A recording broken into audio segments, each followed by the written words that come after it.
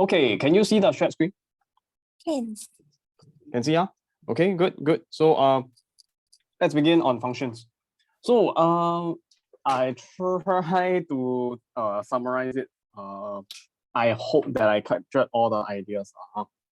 But there are basically 5 key ideas you need to know. Okay, 5 key ideas for functions. Let's begin.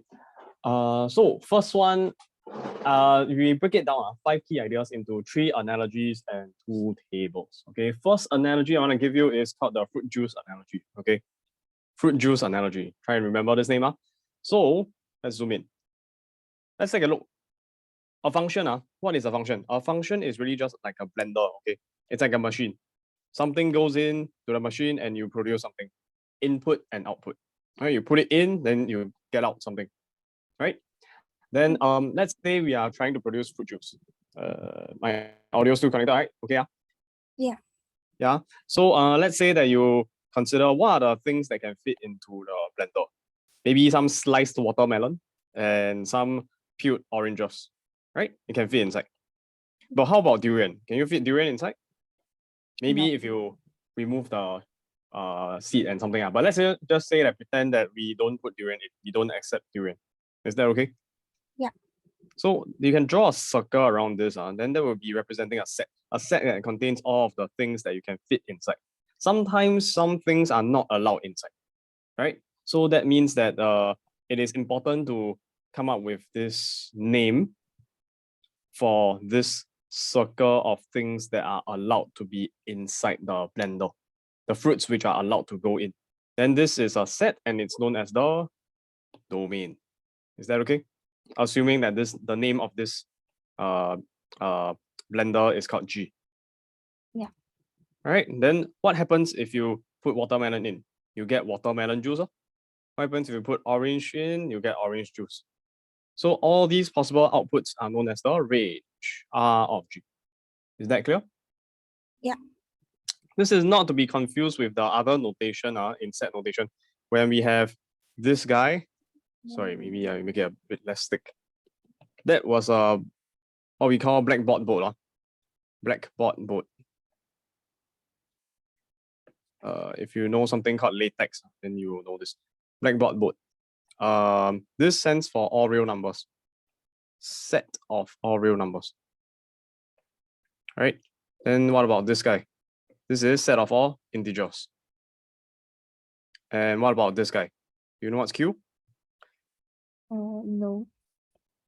Rational numbers. Do you know what's rational numbers? Like it's not a decimal. So what is it? So can pi be rational? No. Pi? E? Not decimal. So it can be expressed as a fraction. It can be expressed as a fraction. That's the key. Because you are saying not decimal, then you see pi and e like this. If I write it like this, it's not a decimal. But of course, you must know that if you expand it out, it becomes a decimal that keeps on going forever, right? But what about if you have numbers like 0.123 and then I draw a line above the 123? So it's 0.123, 123, 123, 123. Is this rational? No. It keeps going forever. 123, 123, 123, 123. Is it rational? No. The answer is no. That's wrong. This is rational. Maybe I'll just put a tick for yes, it's rational, cross for no, it's not rational. Or square root of 2. This one also no. The key 3 examples you need to remember for numbers which are not rational are square roots and maybe cube roots, maybe cube root of, I don't know, 5. Pi and e. These numbers are irrational, cannot write as a fraction. There will be decimals that keep on going forever. Then 0.123, this is what we call recurring decimals. Recurring. You can express it as a fraction. Maybe, can I just make my life a bit easier? I'll just change it to 0.12. Now 0.12 can be a fraction. Let me just do it at the side. Why do we say that 0.12 is rational? 0.12, 12, 12, 12, 12, 12, all the way up is rational. can write as a fraction. Here's a proof. Let's say that if we consider the x like this, and then what happens if I cleverly multiply by 100? Let me also purposely move my number a bit to the right. If I multiply by 100, I end up with 12.12121212. Do you agree with this? Because there's an infinite number of 1 2s, right? It doesn't matter. It's an army of 1 2 1 2 1 2. You move 2 of them in front before the decimal, there's still an infinite more that can take over. Okay? Yeah. So that means that if you pair up, make sure the decimal is aligned and the back side is aligned. 1 2 1 2 1 2 1 2 dot, dot, dot, dot. It's all perfectly aligned. We can do a clever trick. Big minus small. You end up with 99x. But what happens when you take 100x minus x? Big minus small. Just pretend that you don't see a total. It just becomes a normal 12 minus 0, which is just 12. Oh, 12 minus 0, which is 12. Why do I put a 0 there? Because sometimes it may not be a 0. Okay, then anyways, it's a 12. So that means that we can now solve for x. What do you think is x? Sorry. 12 over 99. 12 over 99. Quickly type in the calculator and convince yourself it is the same. Okay, 12 divided by 99, then the calculator will give you. Yeah. Convinced? Yeah. Okay, the trick here is to make sure decimal is aligned. The digits that come after the decimal are aligned. So basically, recurring decimals are rational. They are rational. And everything else is rational. Okay, can write as a fraction. Maybe, can I just, okay, I wasn't planning on talking about that, but okay, this is fraction. What else we have? Rational numbers. Let me think. Did I miss out anything? Complex, of course. No. One more before the rationales. Should be n. What is n? N is the set of natural numbers. What's the difference between integers and natural number? Natural number is 1, 2, 3, so on and so forth. Integers is dot dot dot all the way from the negative numbers to -3, -2, -1, 0, 1, 2, 3, dot dot dot all the way. Then what is whole numbers? Whole numbers is this part here, from 1 onwards, inclusive of 1. This is whole numbers. Hashtag means numbers. Hashtag S means numbers. Okay. Hey, sorry. What am I doing? Sorry. Let me just erase this. Should start from 0. Whole numbers start from 0. Natural numbers start from 1. Whole numbers start from 0. Natural numbers start from 1. Maybe I can do this instead. Okay. Can? Yeah. Okay, and then the last one is the biggest of them all. C with a line inside. This is called the complex numbers. Okay, so there's a family of numbers. Later I'll talk more about the set notation. Okay, now what else? Back to this fruit juice analogy. Watermelon produce watermelon juice, right? Can you have watermelon producing orange juice? So on a Monday you put watermelon in, you get watermelon juice. But on a Tuesday you put the same, essentially the same watermelon, then you get a different type of juice altogether. Is that possible? No. No, impossible, right? So this is the idea of one to many. That's not allowed. Is it clear? You don't want ambiguity. You put watermelon in, you're expecting the same thing to come out. You cannot expect 2 different types of things to come out, unless it's a special kind of function like a I don't know, a tRNA. You know what's tRNA? Yeah. For translation, right? You have one what do you call it? One codon on the mRNA, and then there's a corresponding anti-codon on the tRNA. What's it? How does it look again? Like this, something like that. Then sometimes it's attached to an amino acid, right? The amino acid for one is a bit ambiguous because one can lead to, one mRNA codon can lead to multiple amino acids. Okay. Okay, that one, I'll leave that to you to think about it. The redundancy idea, right? Yeah. Okay, so anyways, let's just move on. Next one, we generalize it. So we are talking about domain and range, right? So a circle representing domain, circle representing range. Then you have what we call F, a rule or mapping. That's function F. Then you can generalize it into the watermelon and orange into a single dot, watermelon juice and orange juice into a single dot, and a line to connect them, to represent the relationship. The arrow means the direction, you're moving towards the right. You start from watermelon, you turn into watermelon juice. Start from orange, turn into turn into orange juice. Okay. So if we this DG and DG and RG is supposed to be on top. Okay, let me just correct myself. Yeah, this part should be like this. Oops. Okay, because the name of the big blender was G, right? So we call this domain DG. We call this range RG. Okay. Now, this guy, if we change the name to F now, the name also changes accordingly. It's no longer DG, it's DF, it's RF. By the way, you don't need to put the bracket X. I saw in your homework already, you always put the bracket X, don't need to. Oh, Okay, just F okay. is fine. Also, another point to note is try to make sure your handwriting is neat enough, like D like this, and then at the bottom right corner, put the F. Make it smaller. Okay, different font size. Big letter, small letter, and bottom right corner. Okay, that is mapping. Now notice that this is a one-to-one function, and okay, previously I talked about it already. You don't want one to many. You can't expect one watermelon. Monday you put in, you get watermelon juice. Tuesday you put in, you get orange juice. Watermelon produce orange juice. Wow, you're living in an alternate universe. No, cannot. All right. Yeah. And that is the idea behind the fruit juice analogy. Okay, then let's look at it in terms of a graph.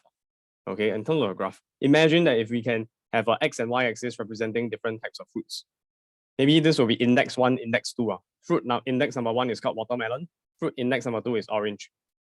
And then index 1 is watermelon juice, index 2 is orange juice. So we can sort of plot a graph. Imagine that there's only, there's this scenario. One watermelon can produce fruit juice, can produce watermelon juice, but on a Monday. But then on a Tuesday, you put in the same watermelon, but you get orange juice. This is the scenario we don't want. But in terms of a graph, graphically, it means that if you draw what we call a vertical line, it will cut through how many points? 1. In this case, what do you mean by 1? Imagine in an alternate universe where the same watermelon sometimes produce watermelon juice, or it could also produce orange juice. Then in this case, we draw the vertical line, it actually passes through 2 points, right? More than 1 point. A vertical line. And in this case, how will we describe this scenario? We will say that this blender has failed the vertical line test. Correct or not? Yeah. Vertical line test, make sense? Later we'll see in our not so discrete case, in a more math sense, with a real function, how to show the function, how to show a relation is not a function. Okay, a relation is not a function when it fails the vertical line test. So in general, anything is a relation. If you link x to y, right, in general, it's called a relation. And in order for you to upgrade yourself and call yourself to be certified to be a function, you will need to pass a certain 2 tests. You need to pass two types of qualification tests. 2 tests. Later, then I talk about it. All right? Yeah. And vertical line test is one of them. Then one more second analogy I want to talk about. What is it? What's that? A second analogy? Calculator functions. Okay. So like let's take a look. If you have a calculator on a Monday, you type in 2 plus 3, you're expecting the answer to be a 5, right? Then now it's a Tuesday. The calculator wake up, it's a bright new day. You type in 2 plus 3. Do you think the calculator will change its behavior and give you 6? No. Today, if you're feeling more happy, give you a bigger number. and put in more effort, give you a +1, 6. Cannot be. The calculator will always be consistent. It will always give you the same number, regardless of the day. So on any other day in general, 2 + 3 will always give you 5, right? Yeah. You cannot have different results from keying in the same thing. Does that make sense? Yeah. That's the calculator analogy. You don't want, you put in one input, 2 + 3, you're expecting the same one output, 5. You cannot have different outputs. One to many is impossible. Is that clear on the calculator analogy? Yeah. Can Okay, good. So now we move on. Let's look at set notation. Now for set notation, right? Basically when we talk about domain and range, we need you to present your answer either in as inequality, so or set notation. Okay, so let's just talk a little bit about set notation. So first one, you can say X an element of this guy here. This is what we call an open interval because there's round brackets. So what this means is you are a number that X can be any number inside this region that is strictly more than 0 but less than infinity. Okay, how would you represent that in terms of inequality? It will just be this guy, X more than 0. These two are the same. Is that okay? Yeah. Right, so like for example, usually you would write down fx equals to, I don't know, x squared and comma, like this. Fx equals to x squared and comma x more than 0. Right, then this is the domain of the function, right? You know this, okay, very good. So yeah, domain and range will be required for you to know set notation. You need to know set notation in order to answer the question, what is the TF, the domain? What is the RF, the range of the function f? Okay, then just a few more examples. So whenever you got infinity or negative infinity, sorry, this guy and that guy, left and right, please make sure that your negative is on the left and the positive is on the right. Your interval must always go from small to big. And if it's infinity, can you include infinity? No. Cannot. So that's why you always put a round bracket. Must be round whenever you see infinity. Round means exclude. Square means include. Then just a few more possibilities here. There's round, round, and then there's square, square. Or it could be square first, then round, or round first, then square. These are correspondingly all the possibilities of the what we call interval notation. Okay? Yeah. Clear? So do you need examples for this one? No need. Don't need, Okay, can. So next one, we're gonna look at set roster notation. Okay, so for set roster notation, let's take a look at what is set A. Let's say, for example, set A is given to be this list of numbers 1, 2, and 3. Okay, we are listing down the numbers one by one. That's what we call a roster. A roster. You list them down one by one, the elements inside the set. Okay, but there is a more fancy way to describe it, known as the set builder notation. What is set builder notation? Set builder notation is written in the following way. You open curly brace, but instead of listing down 1, 2, 3, you write it in a more sophisticated way. Okay. You say X, an element of this guy, integers. What does that tell you? X can be -3, can be -2, can be -1, can be 0, can be 1, can be 2, can be 3, or any other integers. Is this part clear so far? Yeah. Okay, but we need so now we know what kind of numbers X is. We have a clue as to what kind of numbers X is already. Then now we want to be more specific. So we don't want all the possible integers in the entire world for X, right? So we have to say such that, so we give an extra rule, extra condition over here that the X must obey. And in this case, the rule that it must obey is it's 1 less than equal X less than equal to 3. Now, typically this could include 1.5, 1.6, 1.7, 2.7, 2.8, all the decimals, right? This interval. But is it clear so far? Yeah. Right. But however, here we are specifying that X is an element of integers, which means that our X can only now take on what values? 1, 1.1 cannot, 1.2 cannot because they're decimals. And finally, 1.9 also cannot. Then finally, 2 is still obeying this rule, right? And 2.1, 2.2, 2.3 all cannot, then eventually 3. So 1, 2, and 3. Is that clear? Yeah. Okay. Now set builder notation is useful because we can easily change this 3 to 30, 3 to 30 to 300, or 3000. And we are able to list down all the numbers. We don't need to list them down one by one. Okay, especially when the pattern is not very clear. We can always change this x into like maybe 2x plus 5, an arithmetic sequence. Then we're able to produce all the arithmetic sequence from 1 to, I don't know, 3 million or 30,000 if you want. Okay, that's the usefulness of set builder notation. It is more general. Clear? Can?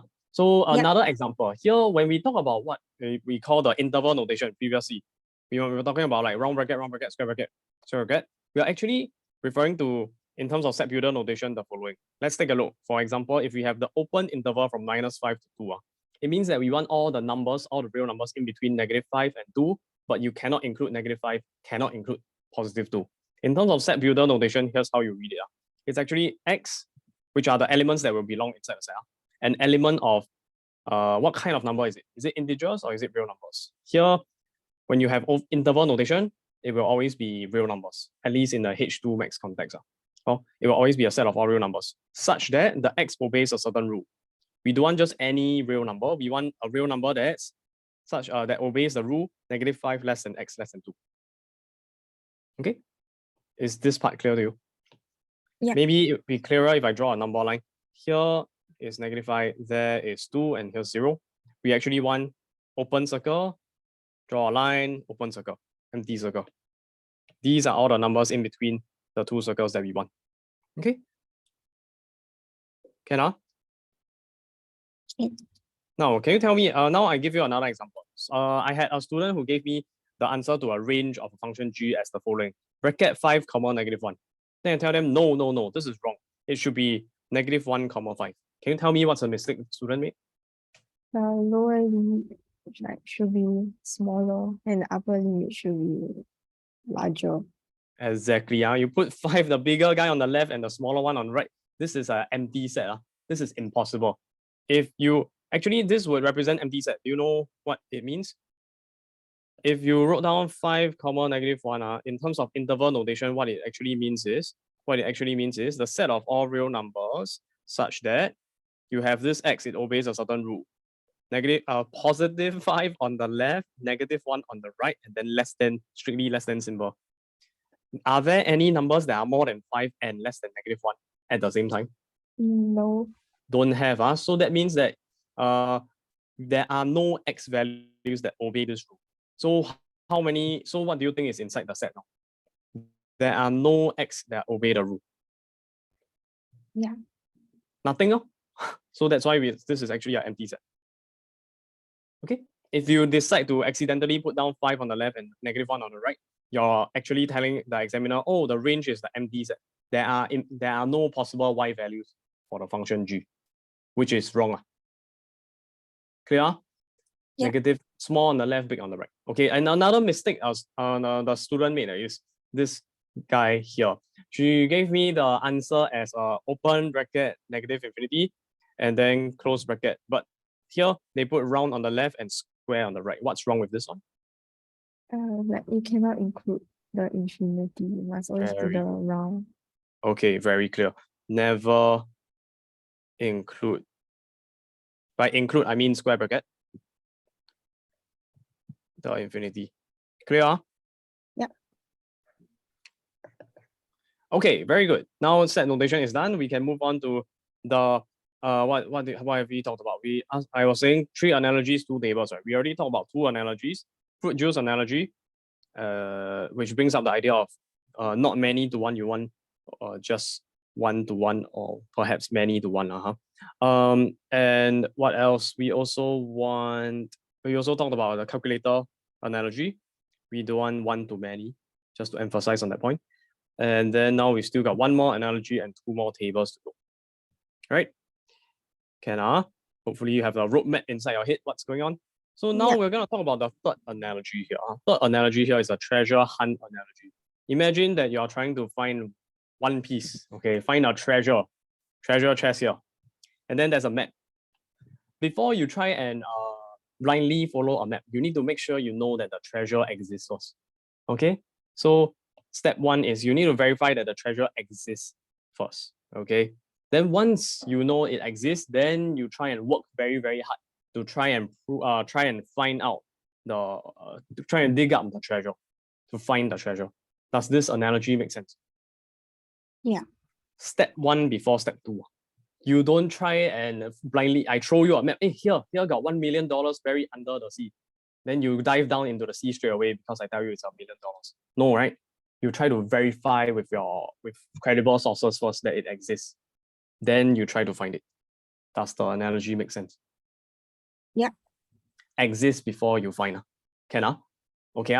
Now with that analogy in mind, we can go on to the two tables. So the first table tells you to show, second table tells you to find. Okay, the table here is not really a table, it's just a list because there's not enough space. The elaboration is at the further pages. So for the first part, you want to show that a certain property of a function exists or pass implies that we have to use a generic k.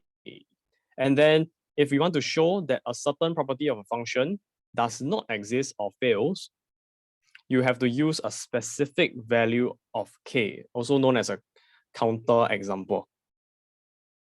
Is this part clear to you? Like when you're trying to prove that something is true, you must show that it works in every single scenario. Okay, every single scenario. So you have to use a generic k. Whereas if you want to show that something is not true, then you just use a specific counter example, specific concrete counter example to show that it's not true. Is it clear? At least this idea of counter example. Yeah. Must be concrete. Give a specific example. Like in GP, if you're writing an essay, you must give a specific counter example. Then moving on, you got the table. So here are what when I say a certain property of function, what I really mean is these two fellows. Function f exists or not, and f inverse exists or not. Is it clear to you? Yeah. The headers of the table. Okay, so let's go through them one by one. If you have a function and it exists, you have to do the following in order to show that it does exist. First step is you should make sure it's defined on D, meaning that where D stands for domain, D stands for domain of the function. Or maybe I should write down DF. For any value that is inside the domain that they specify, you need to make sure that it is defined. So in question, in the EJC tutorial 1, question 1, part A, there is a tricky question that's testing you y equal 1 over x, right? And then they tell you x an element of all real numbers. Is this a function? No, it is not. Why? Don't even talk about vertical line test. Focus on, is it defined yet? This is the proposed domain. It's not. Why? 1 over x. Never divide by. In math, never divide by. Huh? Complete. Why the sentence. cannot? No. In general, math knowledge, this one from primary school, you should know already. Never divide by 0. Correct or not? Never divide by 0. Is it clear? Yeah. Yes, you agree with that, right? So here. Wait, 0 is a real number. Yes, 0 is a real number. A real number is everything. Just don't have the plus I. The no complex numbers, please. No complex numbers. Complex numbers stay in complex number topic. But everything else is a real number. Everything else. Clear? Real is everything. Just pretend the complex numbers don't exist. And everything is a real number. So 0 is included, which means that this, if you accept x an element of all real numbers, you're also accepting x to be 0. When x is 0, you sub in what happens? 1 divided by 0, undefined. Therefore, it's not a function. If it's not a function, what happens? Do you even need to check for f inverse now? F is not true. F is not a function. Do you need to find f inverse? No way, right? You know that it's a mirror image reflection about y equal x, but you don't even have the f to begin with. What are you trying to reflect? Nothing, right? So that's an analogy when I was saying about exists first, then you try to find. If it doesn't exist, do you bother finding it? No. No lah. Nothing. Why are you chasing after a ghost? Don't chase after a ghost. Okay, so maybe I should label here. If f don't exist, then f inverse don't bother finding. Don't bother. Clear? Yeah. Okay, so we must always start with f first. So f, if it exists, we are not enough to just check that it's defined on the domain. You also need to check that it passes the vertical line test. So what's vertical line test? If you want to check that something exists, what is the letter you use? Generic K or specific K? Exists. You use, read the table. I mean, this exists, then you use generic K. Okay? So K, let me just elaborate. When you want to pass vertical line test, you use a generic K, meaning you have to say let X equal to K, where K is an element of the domain of F. And K can be any K. Maybe I should write this down. Any K value. Is it clear to you? Any K value. You do not use a specific K when you're trying to show something exists. And then you say that it only passes through the line one time. I mean, cuts the graph only one time at one point. So it passes vertical line test. Then that will be a function that exists. How do you remember this analogy that it pass vertical line test? You think of the fruit juice analogy, this guy. Okay, fruit juice analogy says that when you put in watermelon, what are you expecting? Do you expect to produce on a Monday you produce watermelon juice, on a Tuesday you produce orange juice? No. Two different? Don't want. So that means you only want 1 point only. This is a bad example. This is a non-example of a function. Meaning it's not a function, okay? Because it fails the vertical line test. It passed through 2 points. Okay? This guy fails vertical line test. When it passes through the x equals to watermelon line. Oh, can Oh, right. I forgot to go through. Can I just clarify with you? Do you know I think you are a bit confused by this part. Equation, this is a recap on coordinate geometry. Vertical line, what's the equation? Horizontal line, what's the equation? The vertical is x equals to something. Correct. And So horizontal is just y. Okay, Ken, you got it. I think you were just confused. You forgot. Let's say that you got this point here. It's like maybe 5,3. Then you have a horizontal line here. What's the equation of this guy? The y equals to 3. Very good. Then now you got a vertical line pass through the same point. Give me the equation. X equals to 5. Very good. Okay, you got it. You got it. Just be careful because I noticed that sometimes you tell me vertical line and you write down y equals. Vertical line y equals. Wow, that one big trouble. Okay. So anyway, let's just continue. So not done yet. If it exists, you must show it's defined on the domain and pass vertical line test. Very good. But if it exists and then if it's a function f, then you're trying to verify that it does not exist. You have to show that it fails either one of the above. Fails either one of the above. At least one of them fail. Then it's no longer a function f. So function f you want to exist is very strict. It requires you to satisfy both at the same time. Define on the domain and pass vertical line test. Is that clear? Yeah. There are 2 conditions to check, not just vertical line test. This guy as well. Now moving on, let's say that it does exist. F does exist. Then you move on to F inverse. Okay, remember the analogy, treasure map analogy. You must make sure that the treasure exists first before you try to find the treasure.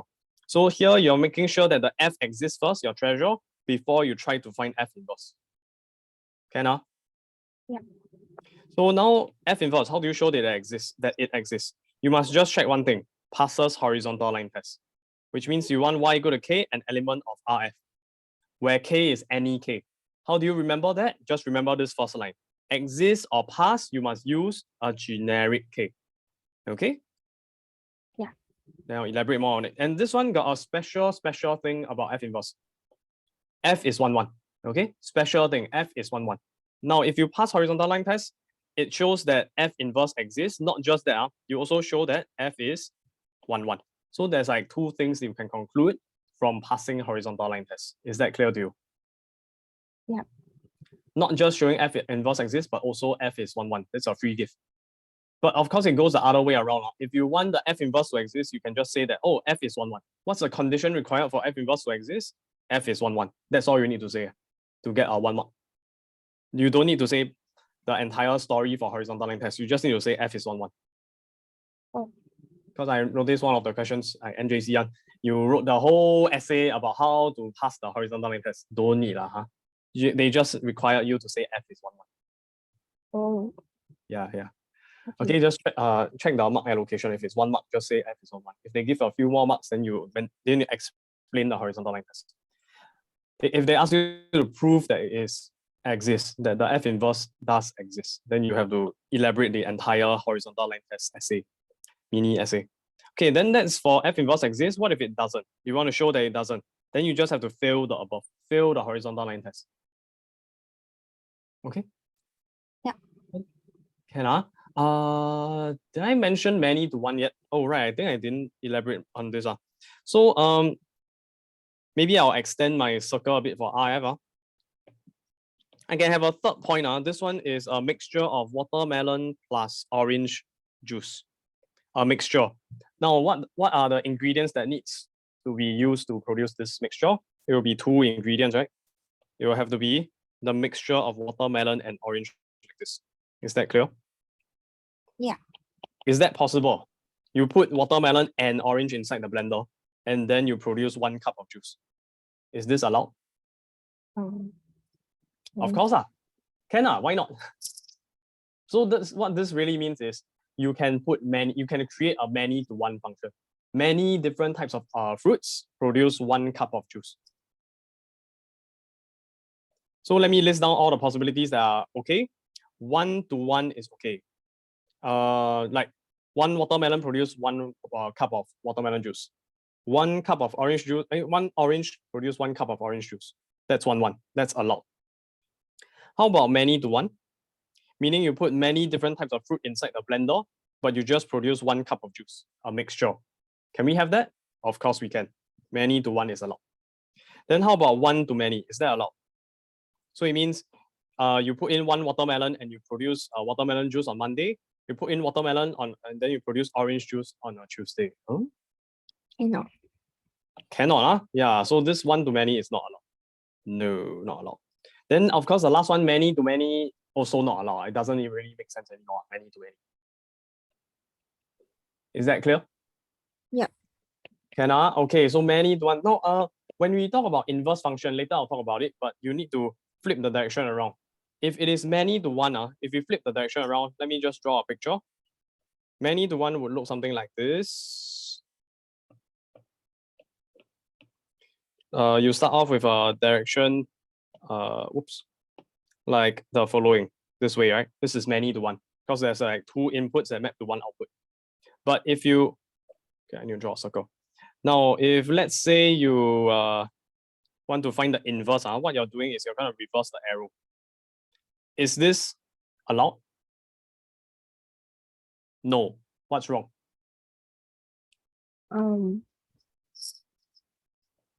Because it's What's the problem here? we produce This guy? 2 output. Correct. So it is which one? It's 1 to many. 1 to many. Because you swap it around. At first, this was many to 1. If you take the inverse, you change the direction. Doesn't it make sense? Many to 1 becomes 1 to many. You just read it in the opposite direction. Correct or not? Yeah. Many to 1 becomes 1 to many. And this is no longer a function. Okay, so you can imagine if you want this function f to be, if you want this f inverse to be defined, right? It's a function. So it must pass the vertical line test. But in turn, that means that your original f must pass the horizontal line test because it's the reverse. Make sense or not? Yeah. In order for f inverse to be a function, it must pass vertical line test. If the f inverse passes the vertical line test, and you know that f is the mirror image of f inverse reflected about y equal to x, that just means that the vertical line that the f inverse passes must translate into a horizontal line after reflecting about the y equal to x. So that means your f must pass the horizontal line test. And then you think, oh yeah, horizontal line test means you are a 1-to-1 function. Right? Yeah. Okay. Right. I realized I forgot to mention. Sorry, one more property, 1-to-1 function. Where can I squeeze this? My table is incomplete. Can I just add in one more line? Sorry. No, I already mentioned it. F is 1, 1. Oh, right, I forgot to emphasize. Here we say F inverse exists. But over here, I said F is 1, 1. This is not to be confused with F inverse. This is the OG, the original F. Yeah.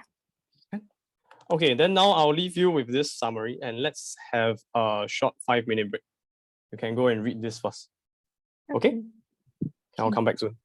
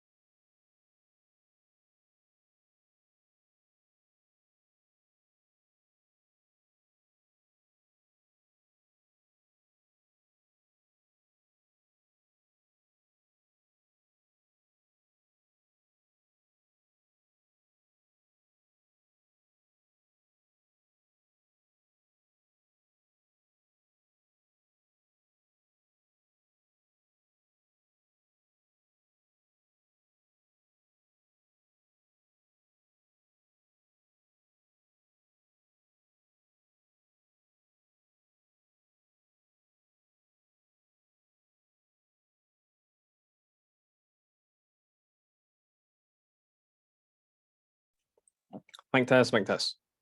Yeah. Okay, Ken, I am back. Right, what was I talking about? Right. Yes, I forgot to mention. When you want to show, after you have shown all these things, right, F or F inverse or 1 to 1, then eventually you need to find of 5 different things. Okay, these guys. Domain FG, range of FG, find F inverse itself, give the domain. Then sometimes the range of domain F inverse and range of F inverse. Right?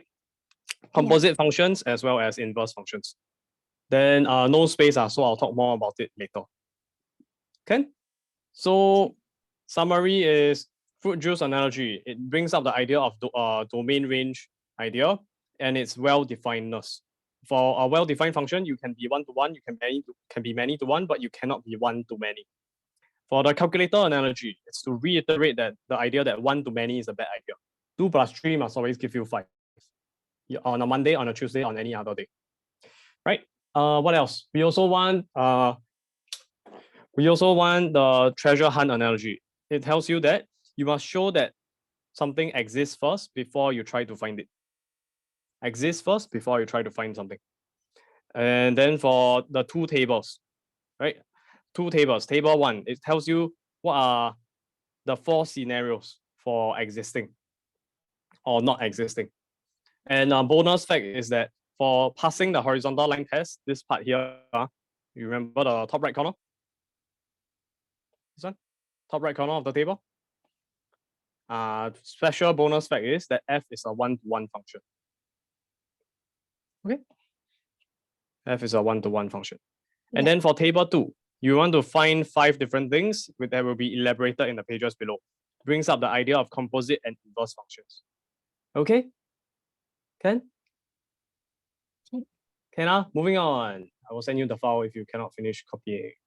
Can copy later. Now I just go through each of the things inside the table one by one by one by one. And then yeah, all the way before I even start talking about the example. And then I'll talk more about some examples, and then later I go on to the tutorial. Okay, then hopefully it will make more sense. Okay, let's begin with the to show part. To show that a function f exists or is a function. So there are 2 conditions you need to satisfy, which is first part, you need to show that any x equals to a, an element of the domain f. So for example, it could be a set of all real numbers. Here it's a generic letter, remember, or it could be k, any generic letters. It's to show that any letter, any number inside the domain, there is only, did I not mention this? Sorry. 2 things to satisfy. First one is there is exactly 1 point of intersection. There is exactly 1 point of intersection with the graph. And I forgot to mention this. The function is defined.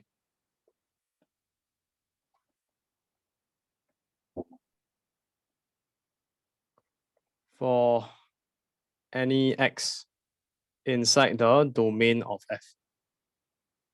Okay, this part typically is satisfied.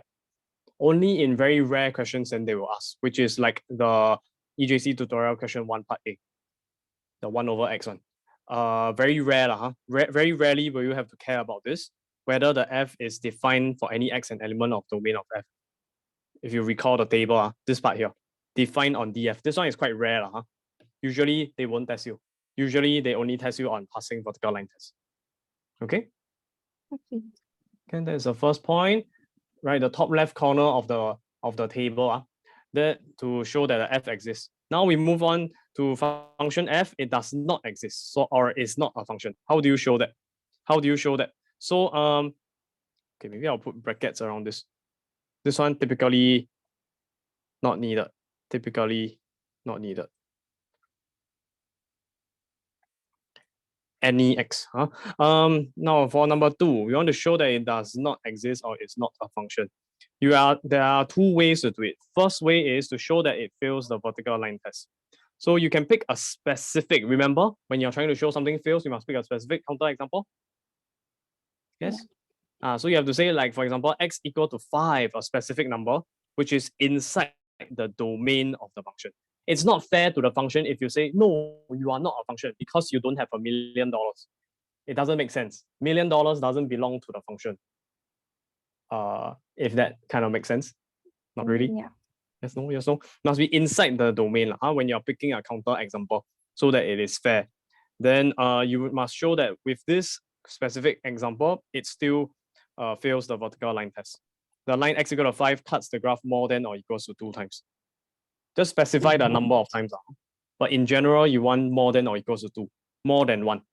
Strictly more than 1 or more than equals to 2. So therefore, you conclude f fails the vertical line test, then f is not a function. So an example would be y squared equal x. Y squared equal x is actually y equals to plus minus square root x. Right? So it's a graph on top and a graph below. Right? This is the full graph of y squared equal x. Then you realize that if you let, for example, x equal to 2, it will cut the graph 2 times, which means it fails the vertical line test. And therefore, it is not a function. It is simply a relationship between x and y. It is not a function. By the way, relation is a formal word. It's a mathematical term, relation. Everything is a relation, but whether it's a function or not, you have to pass vertical line test and you have to be defined on the entire domain. Is that okay? Yeah. Yeah, so that's the first way. You fail vertical line test, pick a specific example. Then the second way to show that it fails or that it's not a function or the function does not exist is the domain issue. So you have to pick a specific x equal to, let's say, 0, an element of the domain. Depends on the context of the question. And when you say when x equal to 0, f of 0 is undefined. Then that's it. So for example, y equal to 1 over x, x an element of all real numbers. If you sub in x equal to 0, because 0 is inside the domain R, you will end up with undefined, 1 divided by 0. Then you can just say, therefore, f is not a function. When x equal to 0, f0 is undefined, and 0 is an element of the domain. Is it clear? Yeah. Yeah, so pick a 0 from the domain, substitute in the function f. So f of x become f of 0. Then you check the value. Oh, it's undefined. Then you're done. Okay, that is the row 2, column 1. Row 2, column 1 to show that a function does not exist. Recall the table again. Function f does not exist. This part here. Now we're going to move on to f inverse. We're going to show that it passed. Okay. Moving on to f inverse. We want to show that f inverse exists. So there's essentially 3 steps to it. Step 1 is to show that the f exists first. Show that the f exists first. The treasure must exist first before you try to find the treasure. Huh? So f must exist first. The original f, not f inverse, okay? Clear? Yeah. Then step 2 is to show that f is 1, 1. Show that f is 1, 1, meaning it passed the horizontal line test. So how do you show that it passed the horizontal line test? You must remember, when you try to pass a test, you use a generic letter. Pass, use generic. Fail, use specific counter example. Here, we are trying to show that it pass or fail. Pass. Pass. So do we pick a generic letter or a specific letter? Specific Generic. number. Generic. So any y in B. But you also need to specify that this B is an element of the range of F. You cannot just pick any y. You see, like for example, you got y equals to x squared. Like this. Okay, wait, maybe not a good example. Let me think of a better one. Y equals square root x. Right? And then I tell you it's defined on the domain x more than or equals to 0. Then I ask you, is it 1? Is it 1, 1? Is it 1, 1? Yes or no? It is. It is 1, 1, right? It is 1, 1. But then let's say that you pick a specific value. You say y equals -1. Oh, the horizontal line y equals -1 cuts through 0 points. Therefore, it fails the horizontal line test. Then because I requested for exactly 1, 1, then you say, oh, it passes through 0 points with this example. Therefore, it is not 1, 1. Is that correct? No, it's not What's within wrong? it's not within the domain of the function. No. Not within the y equals to -1 is the B. It is not within the range. Range. You must remember y is associated with the range, x is associated with the domain. Here we are using horizontal line, it's y equals. So y must be associated with the range. Okay? It's like the watermelon juice example. Remember the very beginning? Domain is the fruit that you put inside. Range is the things that are produced. You put x inside, you get y. Or did I not mention this? X you put in, you get y. Maybe I should highlight this. X you put in, then you get a y as the output. So y is associated with the range. X is associated with the domain. Is that clear? Yeah. Okay, moving on. So now here, just don't talk too much about this example. So basically, when you want to show something exists, always use a generic letter. Any y in B equal to B, such that B is an element of the range of F, cuts the graph of y equal f of x exactly 1 time. I'll phrase it in a similar way. And this implies that the function y equal f of x, it passes the horizontal line test, and therefore the original f is 1 to 1. Take note over here, I'm saying f, I'm saying f. I'm also saying f, range of f. I'm also saying f here. in order to show that F inverse exists, right, who is the target you're focusing on? Do you talk more about F or do you talk more about F inverse? In order to show that F inverse exists. F. F itself, because we haven't even shown that F inverse exists, you cannot talk about F inverse. Not even born yet. F inverse haven't born yet. The only guy that exists currently is F. F exists. So everything is talking about F. F all the way until the final conclusion. You just say F inverse exists. Is that clear how to show that F inverse exists? Yeah. Now then this brings up a point over here. When we say RF, what's RF? It's the range. But how do you find the range? Let me zoom in to tell you the procedure. How to find the range of a function? First step is to draw the graph. Really draw the graph. If it's just a single function, I'm not talking about composite function. Yeah, I was marking your paper. You are asking me how to find the range without drawing a graph for a composite function, right? I'll explain later. So for step one, if it's just a single function, really just draw a graph or use your powerful secondary school Emacs, AMAX skills to go and sketch the graph. You are already requested to memorize y equals like 1 over x squared, 1 over x, y equal x, y equal x squared, y equal x cubed in secondary school, right? Yeah. So you should still know them, hopefully. If not, GC, but it will be very slow. The GC is very slow, so you must. If you cannot remember, then you better make sure your fingers are fast and you can type quickly in the GC. Okay, then step two, Step two, after you draw the graph, you look at all the y coordinates of the graph. All of them, right? And then you label the smallest value of y, the largest value of y, and your conclusion is the range of g. We are finding range of gi, so Rg equals to smallest y, comma, largest y. Then you either put round, round, square, square, round, square, or square, round, depending on whether you want to include it or not. Square means you include the smallest y. Round means you include the largest y. Then in any of the permutations. Is it clear? Yeah. So let's say that we got this example, y equals to, I don't know, let me think a bit, x minus 1 square plus 3. How does this graph look for all real numbers? It's quadratic. Quadratic, happy or sad face? Happy. Why happy? Because positive x square. You don't need to expand this entire thing. Can you tell me where's the turning point? Coordinates of turning point? 2. Exactly. It's whatever is inside the bracket equate to 0, solve for x, you end up with x equals to 1. Then the 3 is over there, so you can just plot a point 1, 3. Happy face, so that means it looks like this. Now let's say that I restrict the graph to only x more than equals to 0. Is this graph correct? No longer true, right? Because this is the original graph for all real values. Okay, let's say I make your life even more difficult, x strictly more than 0. What would you have to do? Let's put the open circle. And where? The 0. Where x You equals want to to try 0. drawing? Correct. Try drawing on the screen now. Annotate. Do you need the right half? Need. Do you need the left half? No. Okay, good. Then you have to erase away. So that means that this part you have to draw until here. Then you draw empty circle. Empty circle means you exclude, right? You don't include the 0. Now, can you tell me what's the coordinates of this point? Always give the coordinates of your empty circle, black circle. Solid circle. X equals to what? Coordinates. X comma y.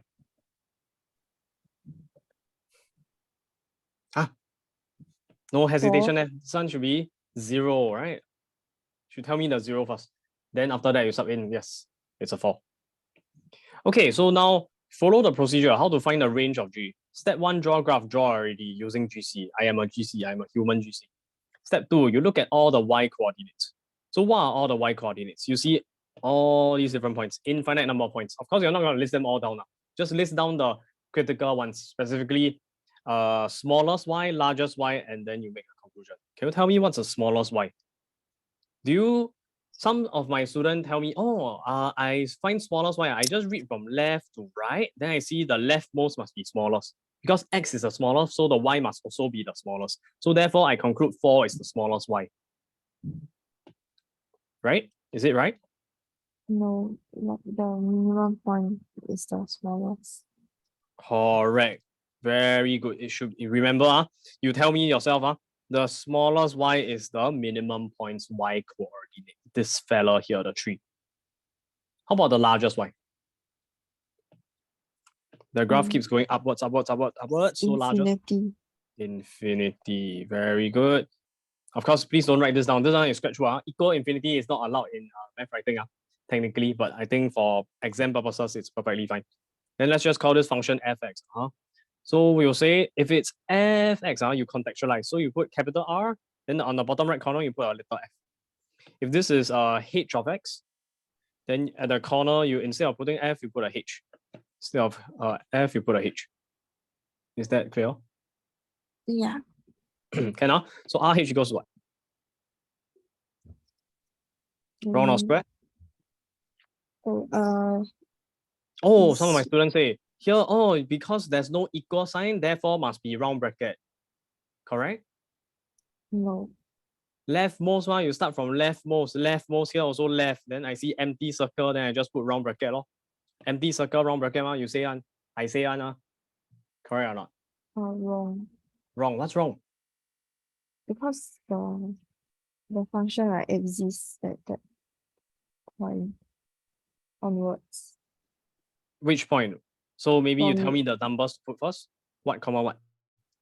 Oh, it exists from 0 onwards, like more than 0. Correct.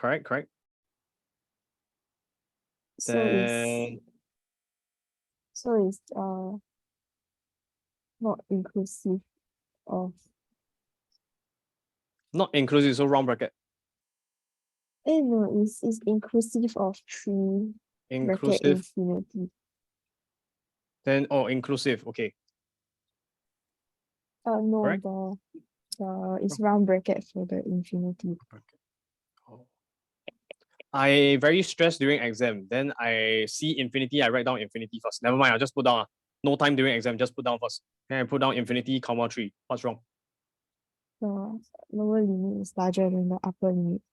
Stress during exam. No time, just put down infinity first. Can? That's the only thing I remember. Then put infinity first on the left. Can I do that? Cannot. Please make sure your smaller guy is on the left side. So 3, comma infinity. And then what is it? So square bracket, then round bracket. Is that okay? Yeah. Is it clear? Now, why you put square bracket for 3? It's because the 3 belongs to the y coordinate of this particular point. And the question is this point part of the graph? Yeah. Is it solid circle? Yeah. Yes, solid circle means you include that point in the graph. And yes, it is, because the x coordinate is 1, which is inside this interval of the domain. X equal to 1 is more than 0. So that means that point is part of the graph, which means the corresponding y coordinate 3 will also be part of the range. So that's why you put square bracket. Clear? You don't just blindly see round dot, never include on the left, then you just put round bracket. It's not round bracket, okay? Yeah. Yeah, very good. Okay, that's finding range. Yeah, so make sure you pick a B that's inside the RF. So yeah, the generic B, just put generic B. Moving on. So function f inverse, now it does not exist. So what have we covered so far? Again, we covered the first one, f exists. Second one, f does not exist. Third one, f inverse exists, which also implies f is 1, 1. Bonus fact. And then now we're going to move on to the last one. So f inverse does not exist. Okay, f inverse does not exist. Let's see what happens. So f inverse does not exist as step 1. Okay, typically, actually, this one you don't need to show. Usually is usually true. You don't need to show that f exists. So step 1, I remove it. Step 1, show f exists, actually usually will already be true. However, the f inverse may still not exist, even though f exists. What's the condition? Why would that be the case? F exists, but f inverse doesn't exist. Oh, it's not a one-to-one function. Very good. F is not a one-to-one. Sorry, is it F or F inverse that's not one-to-one? F. F, only talking about F. F inverse haven't even been born into the world yet, so you don't talk about F inverse. Only talk about it at the conclusion. Now, step 2, let's elaborate. Show that F is not one-to-one. So now in this case, when you're saying it's not, you have to use a specific value of y. Compare with number 3 just now. Compare with number 3. Let me zoom out a bit. Just now I was talking about any y. Now I change to specific y because we're trying to show that it does not exist. Remember, I go back to the table, whatever I talked about at the beginning, does not exist, use a specific value of k. Does this make more sense now? Yeah. Use a specific counter example when you show it doesn't exist. Exists, you should use a generic k. Yeah, so I'll just show both on the same screen. So yeah, so step 2, show that f is not a one-to-one. I'll just elaborate now. Specify that the y equals to 10, an element of the range of f. Then it's just a concrete example to remind you need a specific concrete example. Of course, you don't always put 10, right? You read the question first. Is that clear? Yeah. Please don't go and blindly write down a 10 for me. I'm asking you to contextualize, okay? This is just for example. An element of Rf, it cuts the graph of y equal to f of x more than or equals 2 times. 2 or more times. You can specify the actual number of times. Just draw the graph and see. So for example, like if you have y equal to x cubed, like this. I don't know what's the function. Then you draw a horizontal line like this. How many times does it cut the graph? Let me try again. How many times does it cut the graph? 3. Huh? 3. 3 times, right? So you can just say cuts the graph 3 times. Or so on and so forth, depending on the graph. Okay? Just make sure it's more than 1. And therefore, the function f of y equal f of x fails. Instead of pass, right, it fails the horizontal line test. Therefore, f is not one-to-one. You notice that I actually just copy and paste the essay, right? I use red pen to specify the any change to specific. The b change to a 10. The exactly once change to more than equal to 2. The pass change to fail. And the is change to is not. Is it clear? Yeah. Once you memorize one, you should memorize the other. You just need to focus on memorizing this essay first. Then the rest is just negating it. Just put a not. Do the opposite. If you use a generic, then the opposite will be specific. To show that something pass, you use generic. This one is for passing. For showing something fail a test, you use a specific. Is it clear? Yeah.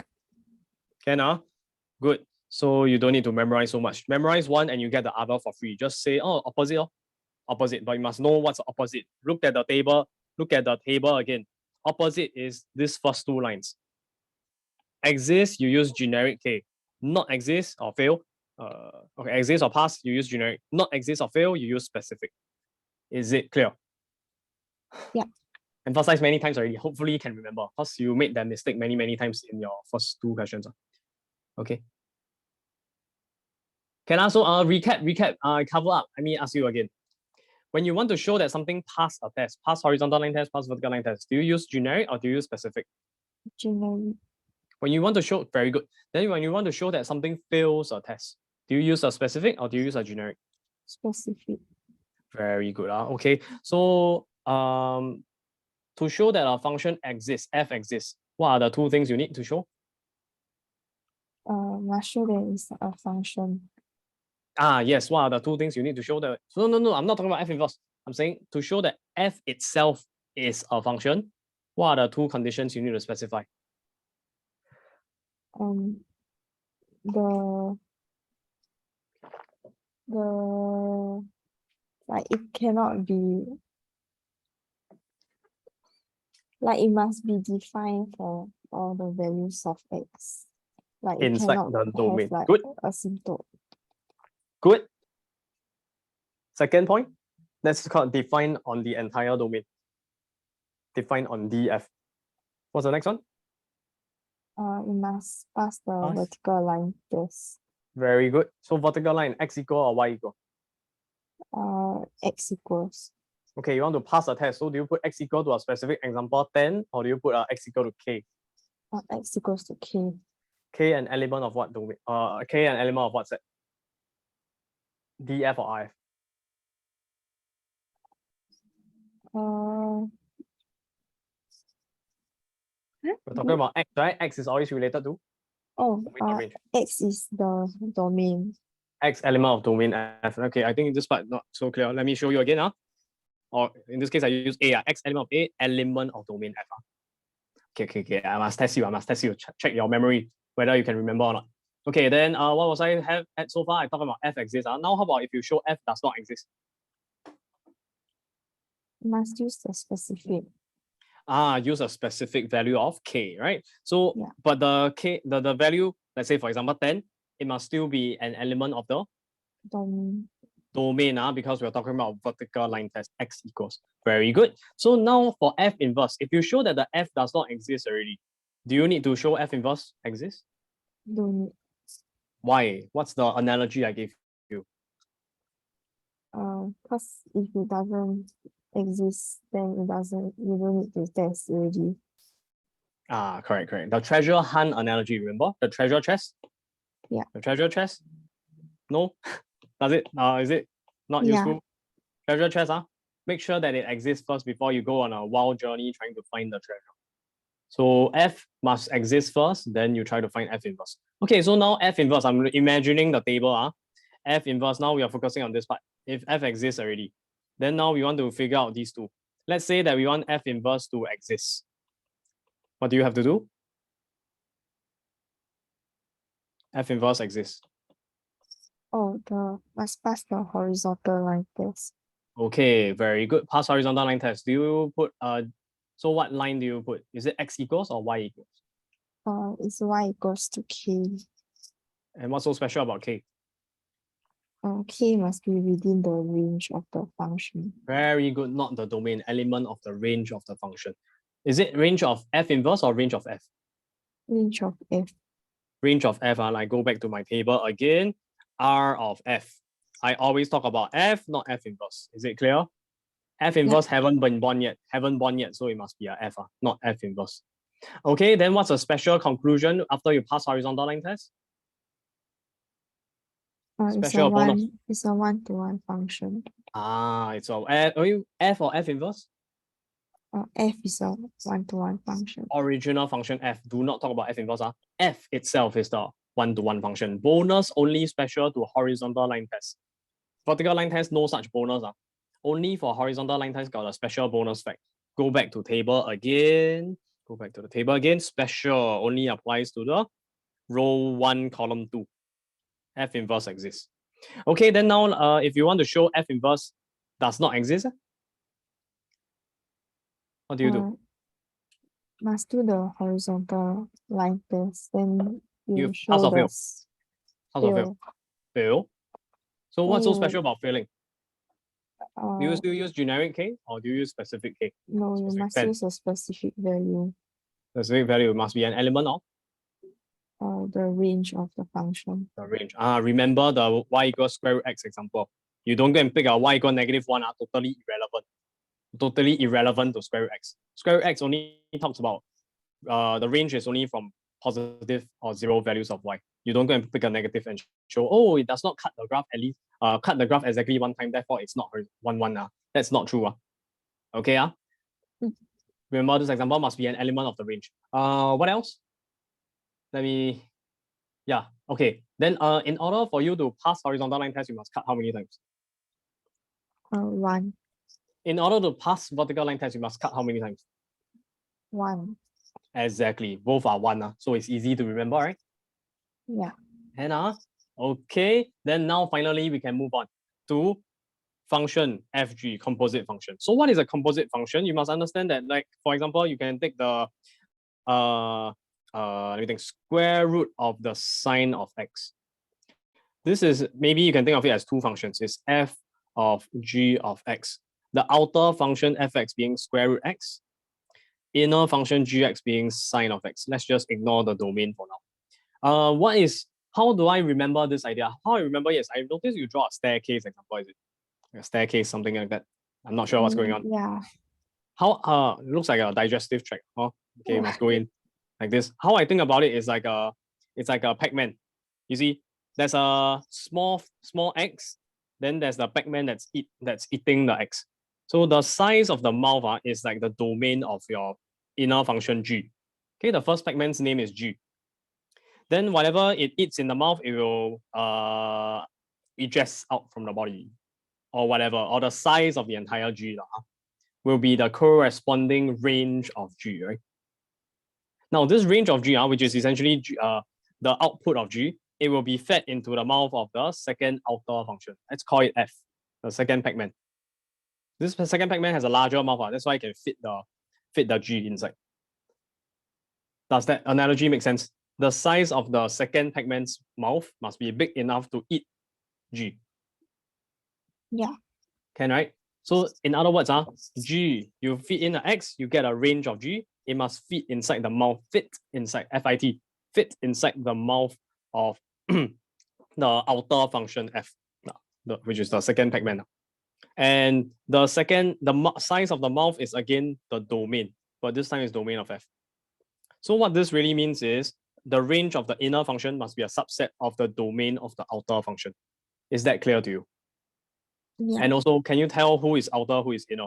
Like this. When you say F of G of X, we are really saying F of G of X, we are really saying that G is the inner function, F is the outer.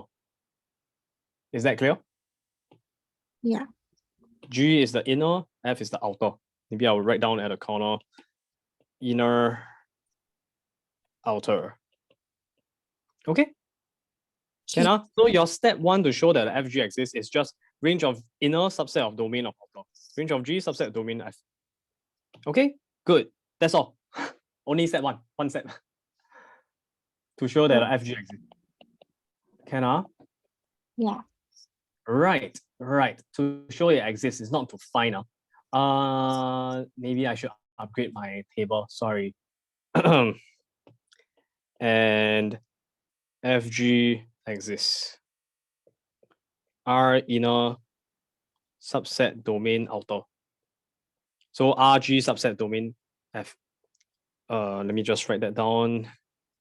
RG subset domain F. Range of the inner function is subset of the domain of the outer function. Okay, this is under to show that FG exists. Sorry, I forgot to include this one. subset.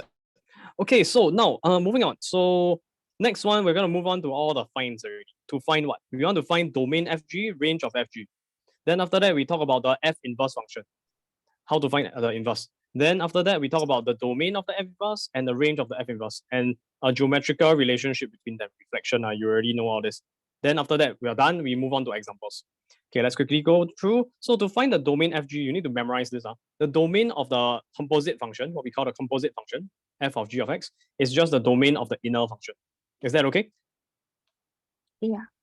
Can? So let's look at one example. So let's say that if we have this guy, x more than equals 0, f of x, and then we have g of x is x plus 1. Let's say that this one is, let me think a bit. Let's say x more than or equals to 1.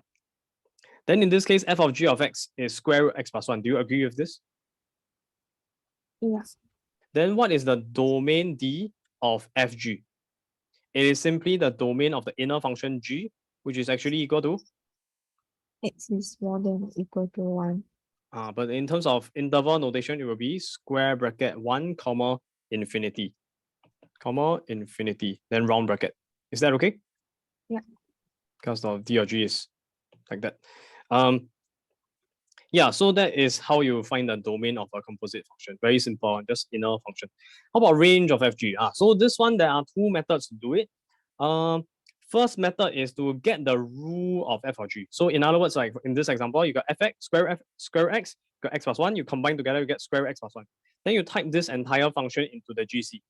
Okay, plot into GC, that's step 2. Step 1, get the rule. Step 2, type in GC. However, you must, in the GC, you just let it plot the entire graph from negative infinity to positive infinity, or minus 10 to positive 10 by default. then you auto restrict yourself to DG, the domain of the inner function, right? Domain of the composite equals domain of the inner. Can? You do it yourself in your head. Like in this case, you can go and draw the entire graph. It will plot from square root x plus 1. They will just draw the graph for you like this. Negative 1 there. Oh, sorry, positive 1 there. No, that's not right. Negative 1, sorry. If you draw the graph, this will be how it looks. Negative 1 here. Y equals square root x plus 1. Okay, you can trust me, it will look like this. Then automatically, because you already know by theory that the domain should only be starting from 1, positive 1. So that's why you will automatically restrict your graph yourself to starting from here. This is 1. That's 1 comma square root 1 plus 1 is 2. Then your graph should only be including the right half, only the right half. Solid circle here. Is it clear? Yeah. Okay, that is then step 3 is to sketch it on paper after you auto restrict it, which is what you've done here. Then now you find the range of FG. Can you tell me what's the range of FG now? This guy is f of g of x. Is negative infinity. Oh no, how to find range? Look carefully at the graph. It starts from positive 1 and then it goes all the way to the right. That's a domain if it goes to infinity. But here, the range, you should focus on the y coordinates. Remember, smallest y and largest y? Oh, so what's the it's smallest y? inclusive of square root 2, comma, infinity. Round bracket, square bracket? It's round bracket for the infinity. Round bracket, exactly. So this is your RFG. So using the graph, is that clear? Find the smallest y, find the largest y, put a comma in between, then figure out whether it should be round or square. Include, if you include means you put square, exclude means you put a round. As I've explained over here. Okay? And I gave you one example. Have you watched the video already? The 4 hours video on how to find range? Yeah. All of them? I will fast forward a bit. Okay, sure. Good. Can. I mean, I think it should be quite easy. That was explanation to a J1. You should be quite okay already with this. Okay, how to find range? Can times 2, I think can understand, hopefully. Yeah. Yeah, it's possible. Okay, so yeah, that's RFG. The second method, how do we do this? F is the outer function, G is the inner function. Oh, the handwriting. Not much improvement. Okay, outer function and inner function. So F is the outer function square root x, G is the inner function x plus 1. So what's the domain of G? Let's list them down. Write it in this format. What's the domain of G first?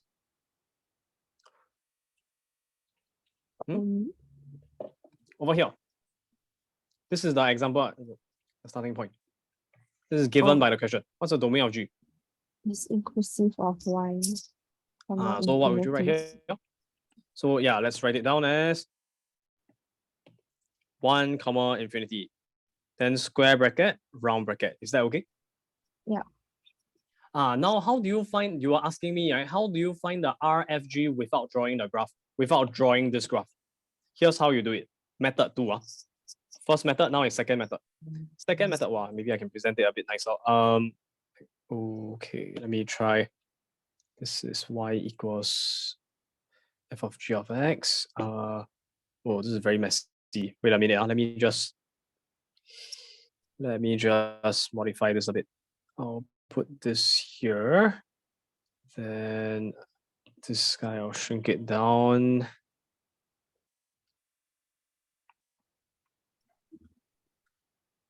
Like this. I'll move this over here. Maybe I'll put it over here as the answer.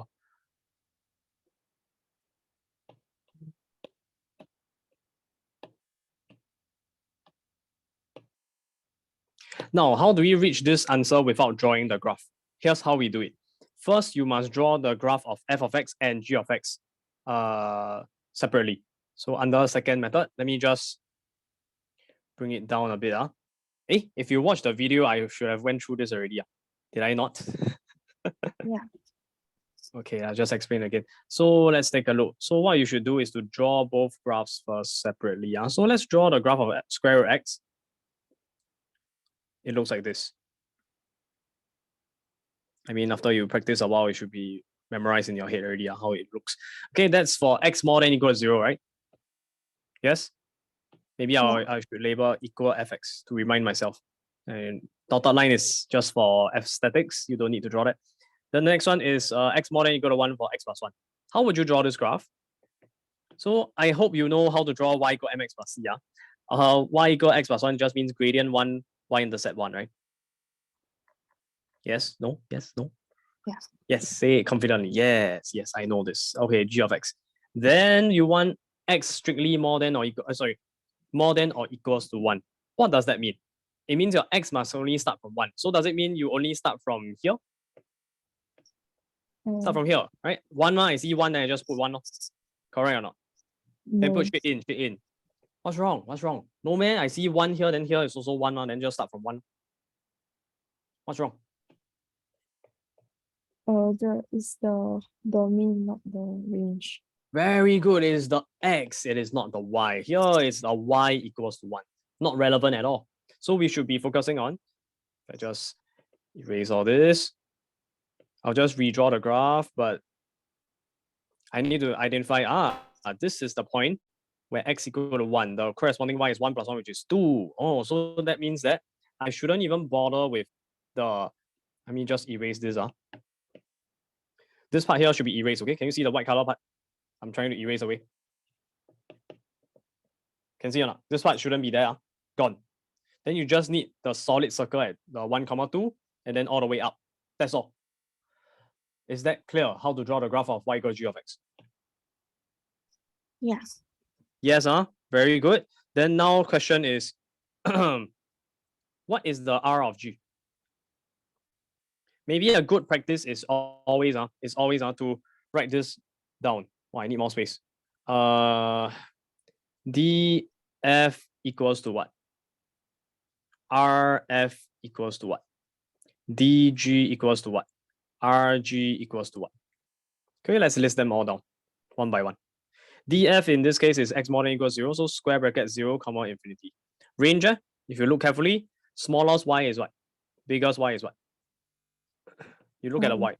0. Maybe you can think of it like this. Here's a point, the corresponding y. Here's another point, corresponding y. So you just plot all the corresponding y's and you realize it's just more than or equal to 0, which means it's 0, comma infinity, round bracket around infinity. Do you include 0? Square or round? Include. Include, very good, because it's a black circle. Now, how about domain of G? Tell me. It's already there. Also 0. 0. Okay.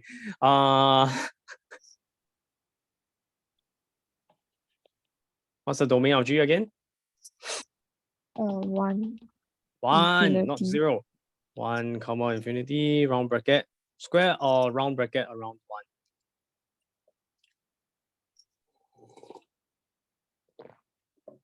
Square or round bracket around 1, question mark?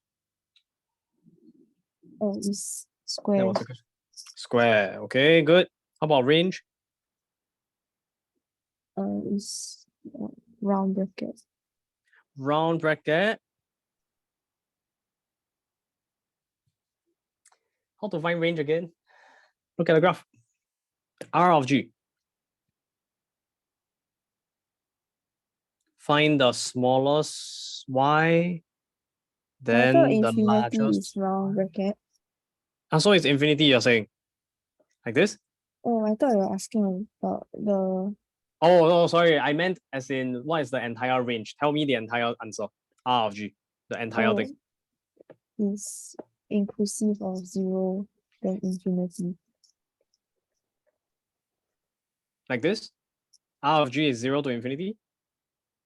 Wrong. What's wrong? How to tell the range of G? Look at the graph of G. Where do you start from? You start from here and then you go all the way to what's right? Or top right? Northeast. What's the corresponding y for the smallest y? There are all these different points. It's 2, right? So why do you tell me 0? Doesn't make I sense. thought you were asking the other graph. Oh, okay, right. We already have the answer. Asking about RG. Asking about RG now. This one done already. Do you need me to explain again? Don't need. Don't need. Oh, you are just confused. Okay, try again. So what's RG? What is RG? It's inclusive of 2. Then Inclusive, so infinity. square bracket 2, and then infinity round bracket. Very good. So now let's deal with the the second method for finding R of FG. Once we listed down all these data, it should be very fast, hopefully. Then domain of G is 1, infinity. What's the R of G? Obviously stays the same. So we can just copy and paste 2, infinity, paste it over here. But wait, now RG is 2, infinity. Then you're basically feeding this range into the function f. So now this range of G becomes the new domain of f. Does it make sense? I draw Pac-Man for you. Here's an X. Pac-Man eats the X. His name is G. Then G itself, it gets the range of G, it gets eaten up by an even larger Pac-Man. His name is F. Does this make sense? Yeah. Small, medium, big. G eats up the X, so you get R of G. R of G now becomes the domain of F. The G becomes the food for the function F. So that means everything that is produced by G, which is also known as the range of G, the output of G, will become the domain of F. So RG is now the updated domain of F, which means that what you're supposed to do now is you look at the graph here, and then you restrict the domain to this new guy. Previously, this graph was drawn with what domain? With df, 0 to infinity. Now we are going to draw the new version of the graph. I'll use a pink color pen to draw with the restricted domain RG. What this means you start from 2. You look at the corresponding graph. 2 comma what? Square root of 2. And then you draw the graph, this part here. Can you see the pink color graph? Yeah. That is square root of x. That is the square root of x graph, but restricted to the new domain of 2, infinity. Shaded circle because we include 2. Is that clear to you? Yeah. You are replacing the domain of f with the updated domain of f. This maybe I should label. I don't know if this is useful or not, but wait let me just create more space first. Shift it up a bit, and then I have a bit more space. I can shift this down a bit. Running out of space. What was I saying? You can treat this 2, infinity as the domain of the what's this composite function fg. Okay, the range of G will be now the domain of the composite function. Oh, sorry. No. Domain of the outer function f. The new domain of f. So we update the graph. You can think about this inside your head, or you likely draw it in like a pencil or something. Maybe the original graph you draw in pen, then the new graph you draw in pencil. So you start from 2, you go all the way up. Then can you tell me what's the new range of FG now? Clearly from the graph here, it starts from square root 2 and goes all the way up. Yes. So that means that your range is square root 2, infinity. Square bracket because you include, round bracket because you cannot include infinity. Is that clear? Yes. The range of the inner function becomes the new domain of the outer function. Maybe I'll write this down. Range of the inner function equals to the domain, the new, not to be confused with the old original domain. Now we are talking about the new domain of the outer function. But is it still like drawing the graph? Yeah. Sorry, what? Yeah, still drawing the graph, but you are drawing f of x with a restricted domain, which is easy to draw. I mean, there's no Oh. other way. There's no other way. Yes, you still have to draw the graph. So, correct, you're Oh. correct. Okay. But the thing is that sometimes FG square root x plus 1 may be a little bit more complicated. For example, it could be sine of x squared. The inner function could be x squared, outer function could be sine. So you end up with sine of x squared. That's quite difficult to draw. Shall I show you the graph? Yeah, I'll show you the graph. I'm just going to use software to do this a bit faster. Let me share screen over here. So you could have a outer function to be sine x, inner function to be x squared. You know how to draw these two graphs. Very easy to draw. Very easy to draw. However, if you now have a composite function sine x squared, wow. Wow. Do you know how this graph looks?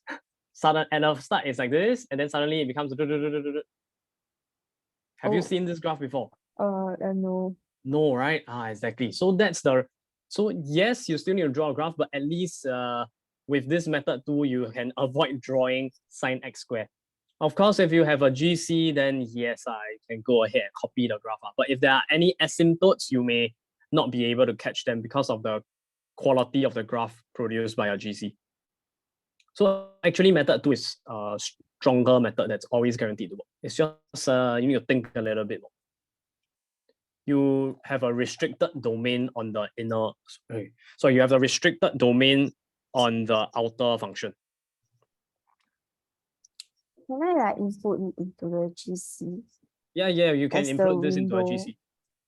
Sorry, what? What do you include as the window? Like the no restriction. The restriction, or you have to eyeball it. No, do not adjust the window to account for the restriction. Instead, I want you to just use a standard -10 to +10 or something, whatever is their default. Then you restrict it yourself. Oh, Restrict it yourself, because if you restrict it, you are likely to miss out on some asymptotes or some critical turning points. Don't restrict the window. Instead, you restrict it with your own eyeball. You use the trace function, or maybe you can calculate the value. So as what I said over here, auto restrict. Auto restrict means that don't change GC's window. Eyeball it.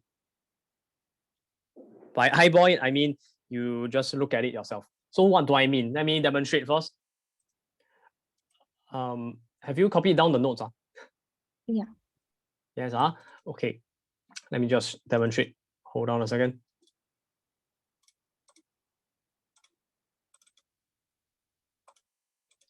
Can see the GC? Yeah. So what I mean is we currently have the, I need to change back to the original mode.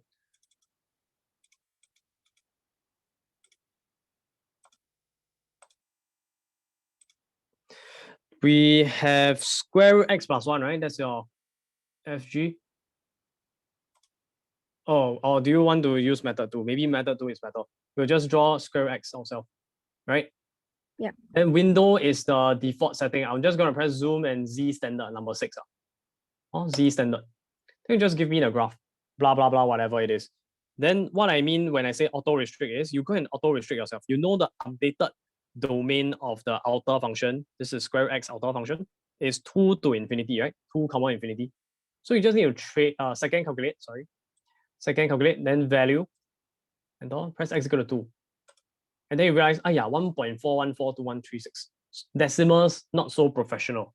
You want exact value as much as you can. So you just, instead of even relying on a calculator, you just calculate the value y coordinate square root 2 itself.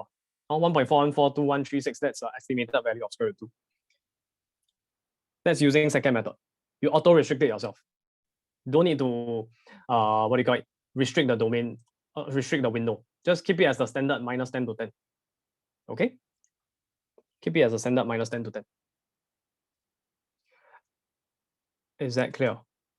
Yeah. Okay, now we go back y equals. Of course, the alternative method is to just draw the FG itself, which is the square root of x plus 1. Square root x plus 1 means you draw the following. Square root x plus 1. Don't care what's the domain window. Don't need to care. Just let the GC do its thing. Minus 10 to 10. Draw the graph. Okay, but you know that the updated domain is what? DFG equals to DG, right? Auto restrict DFG to DG. And DG in this case is x more than equal to 1. So you just have to start from x equal to 1, press trace, then you can press 1, press enter, 1, 1.414. Then that's the only part of the graph you have to care about. From y equals 1.414 onwards, which is square root 2, all the way upwards. That's all. Don't need adjust window. You should know the theory that DFG equals to DG, and then you auto restrict yourself. Okay? Yeah. Don't need to adjust window. Just use the standard. Don't need to waste time with the window. Okay, can let us move on. Wow, might have spent a bit too much time talking about this. Better to look at examples when you're dealing with this finding R of FG. Okay, so understand the two methods. Just recap again. First method, you get the rule of FG yourself. So for example, square root x plus 1, when you combine these two together. Then after that, you plot it into the GC. Just keep to the standard window. You auto restrict means you eyeball it so that you get DFG equal to DG. You just focus on the part of the graph where x is starting from 1 and you move on. You don't need to restrict the window. Don't need to change the GC's window, just eyeball it yourself. Then number 3, you sketch it on the paper, which is what I've done over here. Start from 1, square root 2, go all the way upwards. Ignore the pink color part of the graph. Solid circle, black color circle shaded at 1, square root 2 because you're including 1. Then you find the R of FG by picking out the, and you know the R of FG, this is FG already, right? So you just follow the same 2 or 3 step procedure. I can't remember. Here, right? 2-step. Draw the graph of RFG, then look at all of the y coordinates, identify the smallest y, the largest y, then you conclude. Then figure out whether it should be round or square bracket. Round is exclude, square is include.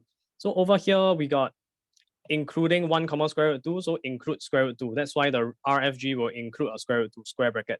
But it goes all the way up to infinity, so we put down infinity as the upper bound, upper limit. And it's a round bracket because we cannot include infinity. That's the step 1 using GC approach to just draw RFG. Second method still requires drawing the graph. However, you can do it step by step. What you do is you start off first step with these 2 pieces of information. You list out the domain FRF, domain GRG, and you just sketch the graph of each of those functions. Then you draw this chain of functions. You want to end up with RFG, right? So that means that it must be this analogy. Pac-Man will eat the X, so that's the G. That's a G function here. Then F will eat the G. F is the outer function, so that's why you have an F over here. Then you start with DG, map to RG, then RG becomes the new domain of F. You feed it into the function F, and you get the updated range of FG. So D of G, R of G always stay the same, but R of FG, you need to think a little bit. How do you get the R of FG from 2, infinity? You have to look at the original graph of F, restrict the domain to 2 to infinity onwards. 2 to infinity onwards and the part of the graph, the pink color one.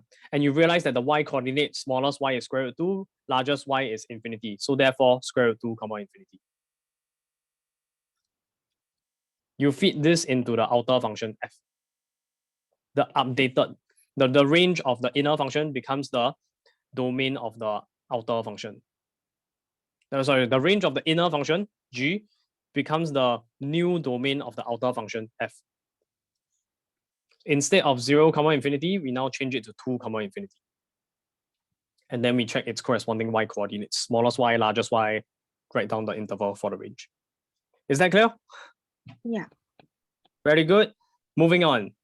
We have covered 2 of them, DFG, RFG. Now it's time to move on to F inverse. So for F inverse, there's 4 steps to talk about. First step is for you to write down the original function fx. So for example, let's say it's x squared minus 2, and I restrict the domain to 0 to infinity. Another way to say that would be x more than 0. Another way to say that is x an element of r plus.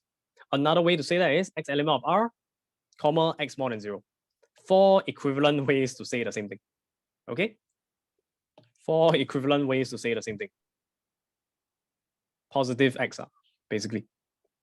So how does the graph look? Let's think about it. Y equal x squared minus 2 has a turning point at 0, negative 2, like this.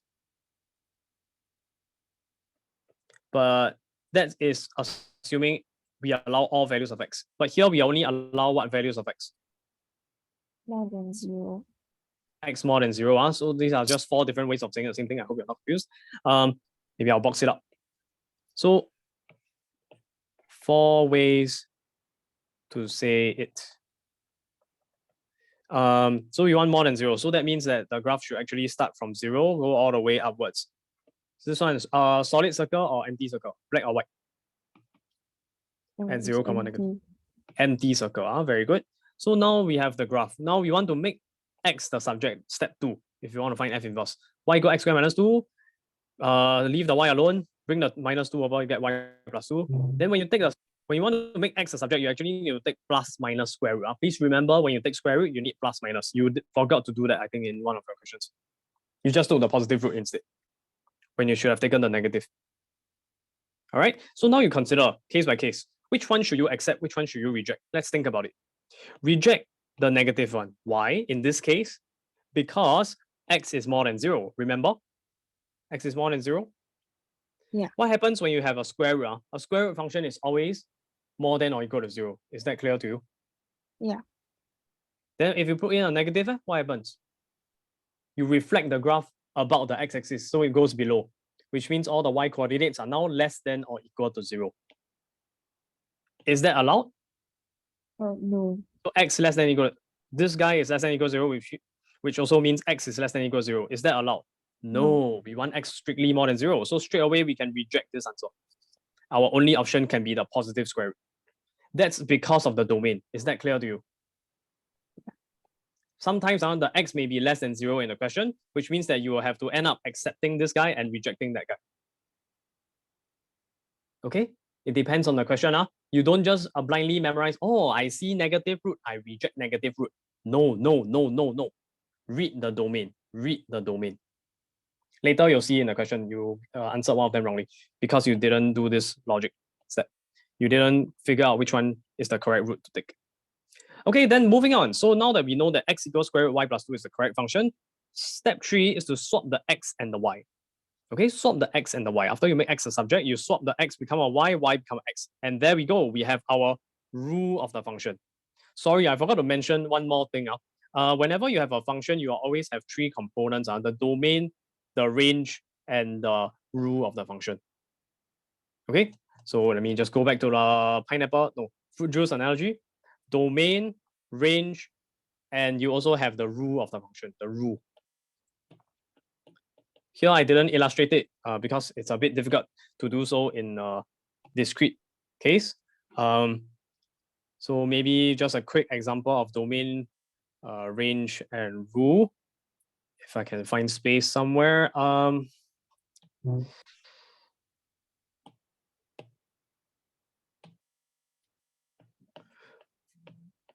Domain, range, rule of a function. So for example, if you have f of x equal to x squared minus 2, the domain x more than 0. This means df equals to 0, infinity. Then what's the corresponding range? What's the range of f?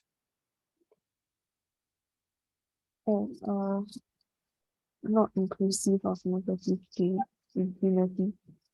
Round bracket. Very good. So that's df, that's rf. What else we have? We have the rule. And actually, you already know what's the rule. It's over here. How to draw the graph? The rule, x squared minus 2. This is called the rule, R-U-L-E. And that's known as the domain and the range. Okay, you know all this already, right? Yes? Yeah, I just have to mention the terminology, domain, range, and rule. Okay, very good. So now you understand. X squared minus 2 equal fx. Yeah, okay, moving on. Domain, range, rule, talked about it already. So yeah, here, where is it? After we found this y, after we swap the x with the y, we get the rule of the inverse function. We are not done. Now we have to conclude with the same fancy function notation that the question uses. Typically, the question will give you a function fx in the form of f dot x, then draw this vertical line, draw the horizontal line, draw an arrow. then they give you the name of the function, x plus 2. Sorry, the original function fx will be, this is f inverse. The original f they will give you in the question as x squared plus 2 like this. X squared minus 2, sorry, x more than 0 like this. Right? Then when you try to answer, you give f inverse dot dot vertical line, horizontal line, arrowhead, and then you give the rule. And then after that, you fill in the domain in the same format as the original question. Okay? Now this guy should be domain of f inverse. So it should be df inverse. Df inverse. What's the domain of f inverse? It's actually just the same as, memorize this, the range of f. Flip around. Inverse become original. Can? Then now you need to figure out what's the range of f. So what is R of f? I hope we already answered it just now, right? It's -2 to infinity. Yeah. Right? Then you just fill in the blank here. I think one of them you answered wrongly because you didn't get the correct range. We'll look at that later. Okay, that is how you find f inverse. Moving on. Okay, also, by the way, finding f inverse, what's the requirement? You need to show what exists first. The horizontal line test. And even before that, the f itself, treasure analogy, step 1, step 2. The f must exist first. You need to make sure f exists first before you check the horizontal line test. Typically, don't need. Typically, don't need. Okay, asking whether to be or not to be, exist or not exist is a bit philosophical. Usually, the f does exist. Okay, then? Step 3 is done. Moving on. Number 3. Number 4, you want to find domain f inverse is the same as the range of f. Okay, I already mentioned that. This one need to memorize on. Memorize. Just need to remember they are reflections of each other, which is what I'm talking about later. So that's why domain f inverse will become the opposite, so range of f. Likewise, for range f inverse, it's just equal to domain of f. And the question is, to find domain f inverse, you need R of f. How do you find R of f? You actually need to use the find range procedure, if you remember the procedure. Right? Yes? Yeah. The 3 steps. Find the smallest y, find the largest y, round bracket, square bracket. Then R f inverse is actually equal to domain of f. Where do you get the domain of f from? Is there a procedure? No. It is simply given by the question. You need to know this very, very quickly when you do the function questions. Where to find the correct information? It's given by the question. Don't stress. This one will be automatically given by the question. Is that clear to you? Yeah. Okay, so number 4 and 5 done. Then finally, we can talk about the, okay, not finally, later I still got one more thing to talk about. The geometry. The geometry of function f and f inverse. They are always reflections of each other about y equal to x, and they will all 3 graphs will always pass through the same point.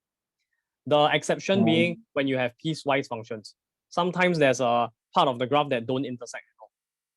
So you must pick the correct piece of the piecewise function of f and the correct piece of the piecewise function f inverse, and then you solve them simultaneously.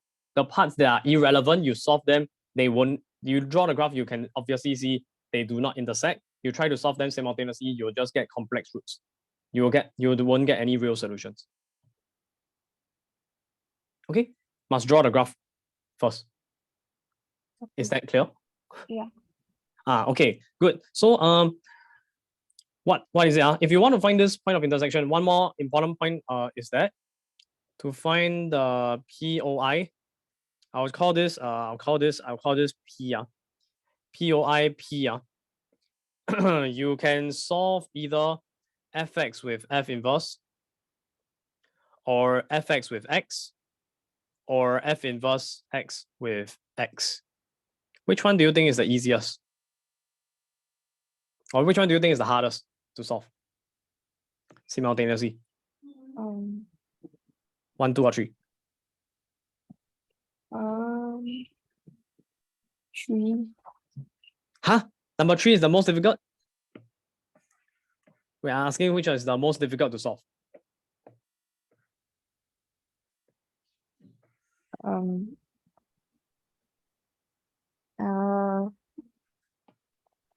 I think all can solve. Wrong. No. This is the favorite one. This one, fx equal to x, is the easiest one. Quick example will be fx in the function in this example here, x squared minus 2. You equate it to x. What kind of equation is this? Straight away you can tell what kind of equation. Power 2. Oh, X it's squared. quadratic. Quadratic. You have a calculator that can help you to solve this. Isn't this super easy? Yeah. Why not? Quadratic, just key in calculator only, or key in the coefficients. 1, x bring over -1 and -2. Get the answer straight away. Whereas if you decide to use the f inverse here, you equate it to x. Wow, so difficult at square root. Do you know what you need to do first? You need to square both sides, which means that if this was not just an x, it was something else, it will be way more difficult. Okay, in this example, it's quite okay, it's quite easy. But just take note that usually, typically, the f is easy to solve. F inverse is difficult. Like f inverse equal to x is difficult. Right? Number 3, I'm saying.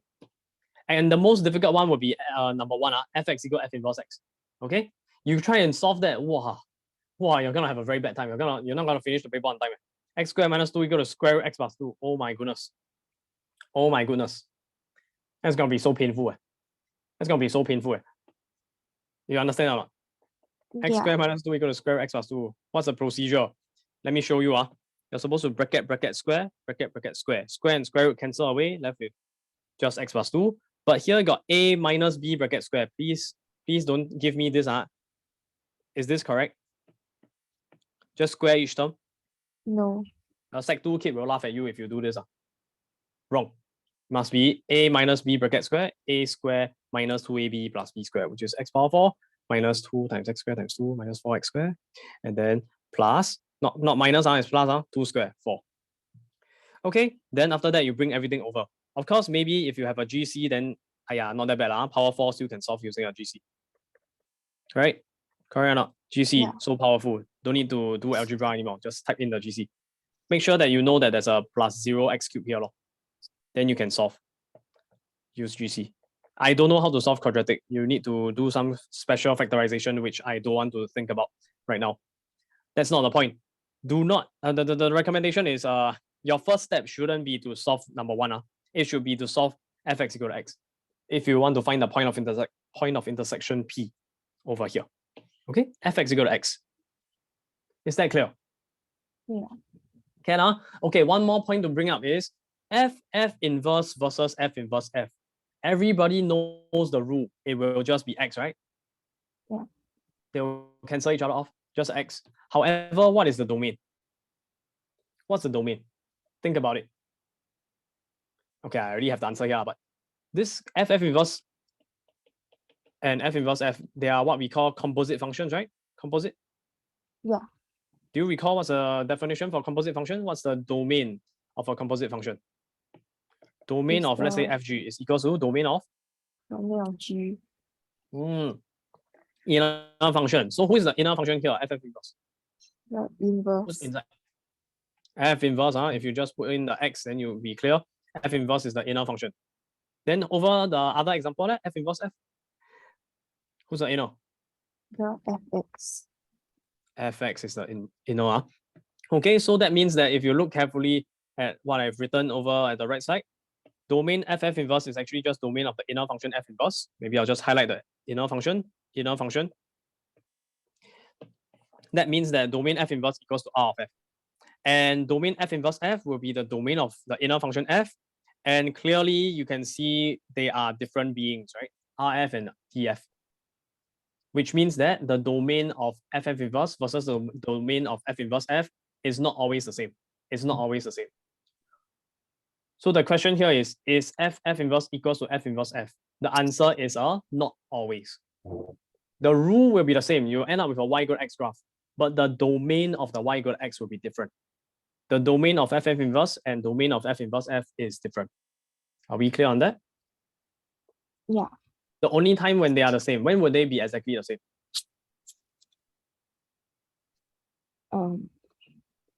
Along the like when they intersect with the y equals to x line. No, I'm not talking about the point where they are exactly equal. I'm not talking about f, comma f inverse, comma x. the three different graphs. No. I'm discussing about FF inverse and F inverse F. Okay, maybe I need to give an example. Wait, hold on a second. I'm asking about y equals x squared minus 2. I'll call this F straight away. Or was it x restricted to more than 0? And then I want the other guy, which is F inverse x, which we found out to be square root of x plus 2. Domain is minus 2.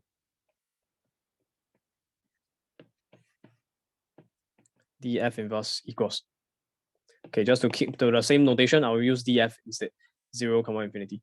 Now, the question is f of f inverse of x. What is? Let's just find the rule. What is it? That means something square minus 2. Then you put in the square root x plus 2, right? Correct? Are you confused? Yeah, correct. Correct. FF inverse x just means that the f inverse, which is square root x plus 2, you substitute into the x. So whatever square minus 2, whatever square minus 2, the whatever is replaced with square root x plus 2. Square, you end up with x plus 2, right? Minus 2. What happens when you have plus 2 minus 2? Yeah, cancel out. You're left with just x. But can you tell me what's the domain of FF inverse? Is the domain of F inverse Which is equal to?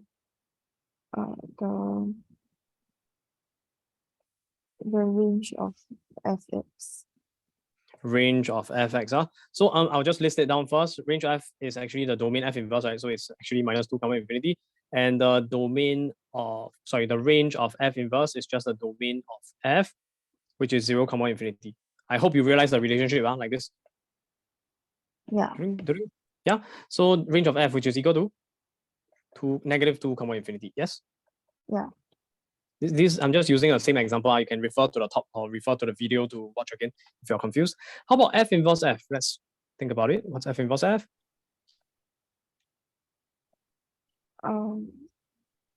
Is x. Yes, exactly. It's just x. The f inverse and f will cancel off. Just to be more long-winded, f inverse is the outer function square root x plus 2. But what's x? X is the x squared minus 2. So we can sub in with x squared minus 2. Correct or not? Yeah. F is the inner function. Okay, then what happens when you evaluate inside the underneath the square root? X squared minus 2 plus 2. Minus 2 plus 2 will cancel away. The bracket doesn't matter. You're left with just an x squared. What's square root of x squared? Just x. But that is provided that x is more than 0. Then what's the domain f inverse f? It's just equal to domain of f. F, which is equal to the negative. No, look carefully. 0, infinity. 0, infinity. Wrong bracket. Okay, good. So now I'm asking you, my question was y equals to f inverse x. Graph versus y equal f inverse fx. Are they the same? Hey, both are x, so they are the same. Wrong. No. The domain is different. Do you see that the domain is different? Yeah. Domain different. Sorry. Wow. Sorry, let me.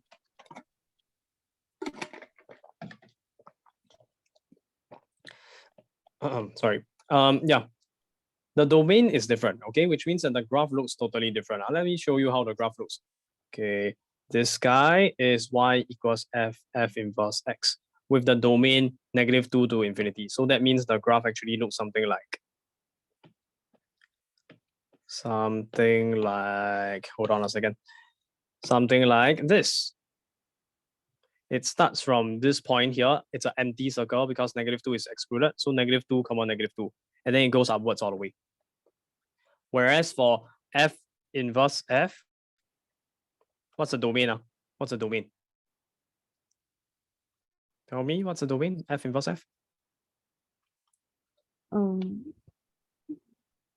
Is the range of fx. No, just read the answer straight away. Is 0, infinity. 0, infinity, which means the graph will look something like this, right? Yeah. 0, 0. Tell me, are they the same? No. No, clearly they are not the same. Good. That's what I'm trying to say. Obvious? Understand? Yeah. Even though both are X, you still need to look at the domain. If they are different domain, they are different. Okay? Yeah. That's what I was trying to ask you here. So are they the same? No, because the rule may be the same. They are both X. However, the domain is not always the same. So my question again was, how do you make sure they are the same? How do you make sure that the function is exactly the same? You just need to make sure that the domain for both of them are equal to each other, right? Yeah. Then the graph will look the same already. The y coordinate depends on the domain, so we don't care about the y. Just focus on the domain can already. The domain will affect the range. The domain is the one controlling the range. So if we can make sure domain are equal, we are done. In other words, we just need df equal rf. Okay, we just need the df to be equal to rf, and then we are done. Is that clear? Yeah. Okay. So yeah. Then usually that's a bit difficult to achieve. How to make f inverse equal to f inverse f? Ensure the domain f inverse equals to domain f inverse f. Make sure their domain is the same, which also implies that df equal to rf, because we have already figured out that domain f inverse is df, domain f inverse f is just rf, if I am not mistaken. I might have mixed up the order. I think it's the other way around. Yeah, like this, which implies rf equal to df. Domain and range has to be the same in the original function f for the two functions to be exactly the same. Okay? Yeah. Can? Then Can. examples. Okay, wow, haven't even talked about the tutorial. Oh my goodness. Sorry. Let me just give some quick examples on many to one functions. So here is y equal to x squared, many to one, because it fails the horizontal line test. Many different values of, if this was like, for example, 16, this could be -4, here could be +4. So two values of x, -4 and +4, will give the same y value 16. Okay, then how about sin x? Sin x is the very worst case. If you draw a y equals to 0.5, it cuts the graph so many times. The range of the function being -1 to 1. Y equal to 10 is irrelevant to the discussion here. It's not inside the range, so we don't even look at it. Okay, Yeah. pick something that's within the range. Here is cosecant x. It's the reciprocal of the sin x function. Have you seen this graph before? Yeah. You should be able to draw it already, because reciprocal, you must know that the intersection with the x-axis means y equal to 0. So 1 over 0 means it's a infinity, which means that it will convert into a vertical asymptote. The roots, this is a sin x graph in dotted line. The roots here will translate into a vertical asymptote of the cosecant graph. The maximum point will turn into minimum point. If you have minimum point and asymptotes, that means that the graph can only look like this, a U shape. Likewise for the other guy, sad face, happy face, sad face, so on and so forth. You can do the same for the secant graph, 1 over cosine x. You can go think about how it looks. Okay, they are also not one-to-one. You draw a horizontal line, it cuts through many, many, many times, infinite number of times, because the graph keeps on going. The graph keeps on going.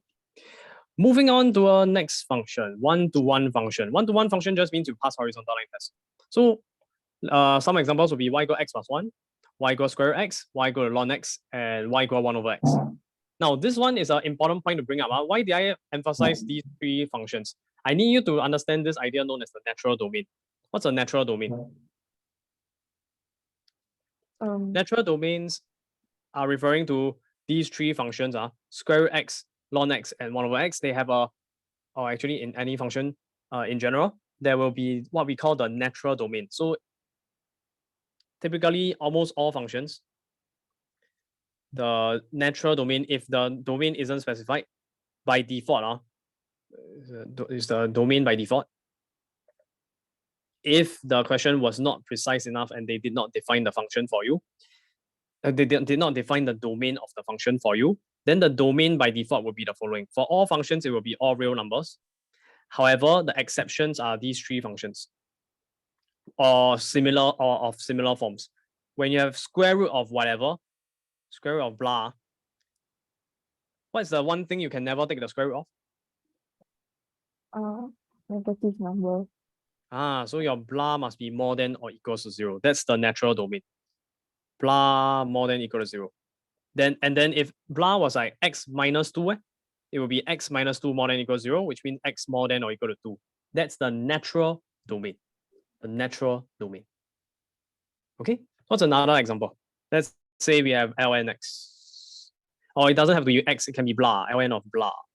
What's so special about blah? The blah must be never take the logarithm of 0. So can you have negative? Cannot. Also cannot. So that means it's strictly more than 0. Is that clear to you? Yeah. Exceptions, huh? So all functions domain is just R, the natural domain. For the 3 exceptions, the last one is 1 over blah. So basically when you have a fraction, 1 divided by something. 1 over blah. What's so special about blah? Cannot be 0. Because you can never divide by 0. So blah not equal to 0. Okay, these are the 3 cases you must remember. Need to memorize one. Square root never take the negative, so blah must be more than equal to 0. ln of something, the something cannot be 0, cannot be negative, so that means it's strictly more than 0. You're dividing by blah, so blah cannot be 0. Because you don't want to divide by 0. So these are the 3 natural domains. If the question is trickier, they will purposely change the domain to be not natural. Or maybe it's to make sure that the composite function can exist or something like that. Okay? Yeah. Good. And also union notation. Here, domain can actually be rewritten as a union notation. Negative infinity, comma 0, union with 0, comma infinity. Which is equivalent to x not equal 0. Yeah, okay, that is one-to-one function. Moving on, piecewise functions. What's a piecewise function? It means you can define it piece by piece, depending on the domain. Do I need to elaborate on this? No. Don't need, Okay, can. And also solving absolute value functions. Here, if you have modulus x plus 1 equal to 2, you open up the modulus, it will just be plus minus on the other side. You can also plus minus on the x plus 1, but I prefer on the right-hand side. It's just a habit of mine. Okay, it's just a habit of mine because that's what I was taught. Then you can split it up into minus 2 and plus 2. Then after that, you solve for x. That's how you solve our absolute value function. Is that clear? You need plus minus. Yeah. Okay, good. Yeah, so absolute value x, by the way, is also equal to square root x squared. Do you need to know this? Technically, yes, it's a definition of modulus x. An equivalent definition would be the following. It's x when x is more than equal to 0. It's negative x when x is negative less than 0. And the graph will look like this. The left half is y equal minus x. The right half is y equal to x. It's a combination of 2 graphs combined into one. Okay? Okay? Yeah. Piecewise functions, good. Moving on. So now another type of function, liate. We're talking about functions, so I just tell you all the functions. LIATE, logarithmic functions, inverse trigo functions, algebraic functions, trigonometric functions, and exponential functions. Here are some examples. You can go read on your own. And then you must also understand trigo identities from Pythagoras theorem, sine square x plus cosine square x equal to 1. Those identities are no longer provided in a MF26 or MF15 for A levels, so you need to go and memorize them. Okay, it's from AMAX. And what else? You also need to know about conic sections, ellipses, hyperbola, and circle. Okay, ellipses, hyperbola, and circle, and how to draw them. Oh, by the way, let me ask you, can you tell me what is the graph of x plus a times x plus b? Y equals. What is this? Is it a Quadratic. circle? It's a quadratic, right? Please Yeah. remember what you just said. It's a quadratic. You go and look at a tutorial again. You tell me quadratic curve, so happy or sad face, right? Yeah. Yeah, and then what are the roots of this function? What are the roots? Minus a minus b. Minus a minus b. If I tell you the a and b are positive already, so can you tell me how the graph would look? Okay, don't tell me. Just think about it in your head. I think you have an answer already. If a and b are positive, then minus a minus b must be negative. So you have negative roots. And there's a positive 1x, positive 1x. So is it happy or sad face? Don't tell me the answer. Think about it yourself. I will review it later. Then you will realize why you are wrong. Okay? Can. So this is a supplementary question. Oh, right. I didn't show you the question. Ah, that's a problem.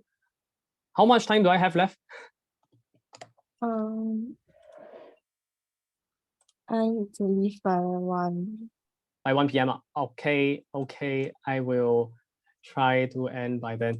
Let me just send you a question first. Hold on a second. Let's try this question now. Take out a piece of paper and pen. We'll try this question.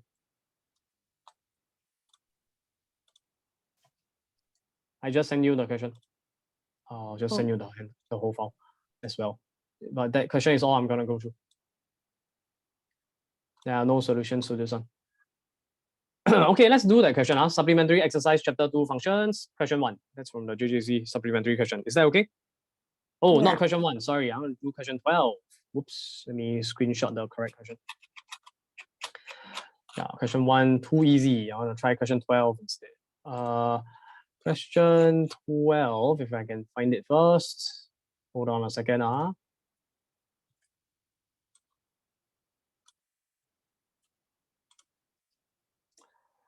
Okay, question 12. Can you see the question 12?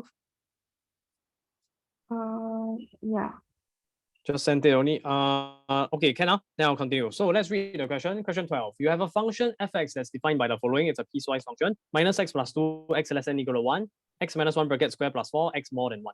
So I hope you notice that less than or equal to 1, more than 1 defines the entire set of all real numbers. Correct or not? A number can only be less than or equal to 1 or more than 1. No other possibilities left. Don't talk about complex numbers here. Okay? Right? So Yeah. that means that the entire domain is all real numbers. Is that clear to you? Yeah. That's the domain. df equals to all real numbers, which means you just draw the graph. So minus x plus 2, how do you draw the graph from x less than or equal to 1? Maybe I should start from the scratch. Yeah, I should start from scratch. Okay, hold on.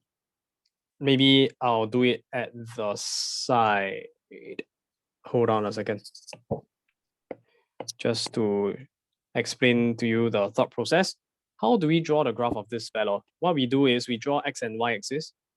Then after that, we restrict it to less than or equal to 1, more than or equal to 1. So here is 1. Minus x plus 2, how does the graph look?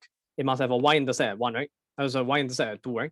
So we can draw intercept here. This 2, this is not drawn to scale. Then maybe the graph will look like this. Negative x, so downward sloping. Can see? Yeah. Okay, very good. So that means that, is that correct? Is it actually passing through 1, 0? No, it stops at 1. It's not, no. Okay. Stop at 1. Okay, so is this correct? Yeah. Wrong. You draw this, you're wrong already.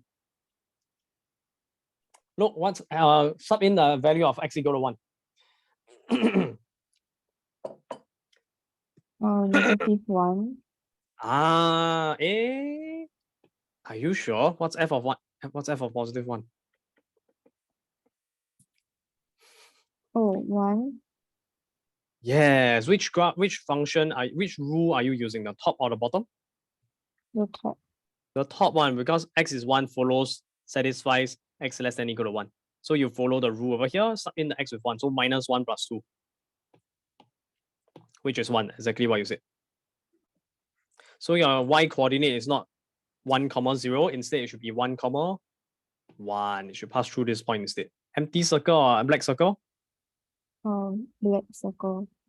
Solid shaded black circle, because it's inclusive of 1, right? So then you just connect the dot. I mean pass through the y coordinate, and then there you go. That's your correct graph. Okay, that's the left half done. Now we move on to x more than 1. How to draw the graph? X minus 1 bracket square plus 4. This is a vertex form, meaning you can find the vertex or the turning point of the graph straight away. By the way, you know this is quadratic curve. Yeah. Yeah, happy or sad face? Happy. Positive, so happy face. And turning point is? 1, 4. 1, 4. So is it over here or over there? Option 1, option 2. Option 2. Option 2. And very good. So it must be comma 1, 4. So maybe I'll plot the point here, 1, 4. And it is the minimum point, right? So that means you got a happy face going on like this. But do you draw the entire graph? No. Draw the more than one. Exactly, only the more than one. If you draw the entire graph, you fail vertical line test. It's not a function, right? So only more than one. Then you draw all the way up like this. Can you have a solid circle here? No, Why cannot? it's more than one. Strictly more than one excludes one. If you do include the point here, what happens when you draw a vertical line? Then it Vertical doesn't one. pass the test. Which test? The vertical line test. Exactly, it will pass through 2 different points, which is failing the vertical line test. Very good. Okay, so should be an empty circle. Let's just draw an empty circle over here, 1, 4. Is that clear to you? How the graph looks? Yeah. Can, very good. Now let's answer the question. Part 1 already done. So I'll just show you the graph here. But with more highlights. Okay, maybe I don't show the ugly graph, I show the prettier graph. Label the function y equal fx. Okay, now part 2. Given that the domain of f is restricted to x more than equal to negative a,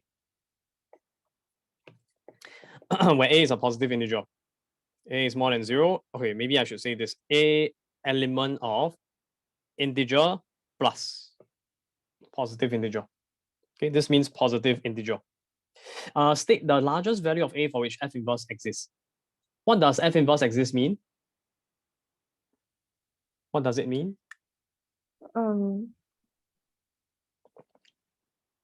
Bonus special effect, remember?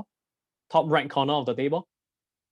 Oh, it's a one-to-one function. One-to-one function. So must pass the horizontal line test. f itself must pass the horizontal line test. So horizontal line, horizontal line, horizontal line. Tell me, what do you think is a?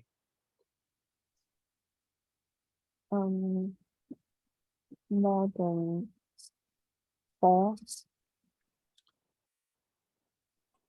So you want x to be more than equal to negative 4. Because a is 4, you say a is 4. So negative 4? What's that point? When x equal negative 4, f of x will be what? F of negative 4. What's x of negative 4? It's 1. 1, how you know? Is this an inverse function? No.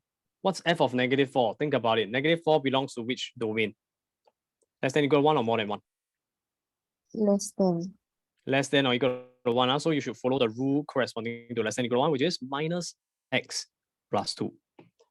Minus x plus 2. What's x in this case? Negative 4. Tell me again, what's f of negative 4? Calculate in your calculator. Minus 4 plus 2. Oh, it's 6. It's 6. So over here, your answer you gave me just now was, oh, you want negative 4,6. Then I look at you confused because I have no idea why you gave me 4 as an answer. Huh? You want pass horizontal line test? Is that the possible biggest, largest value of a?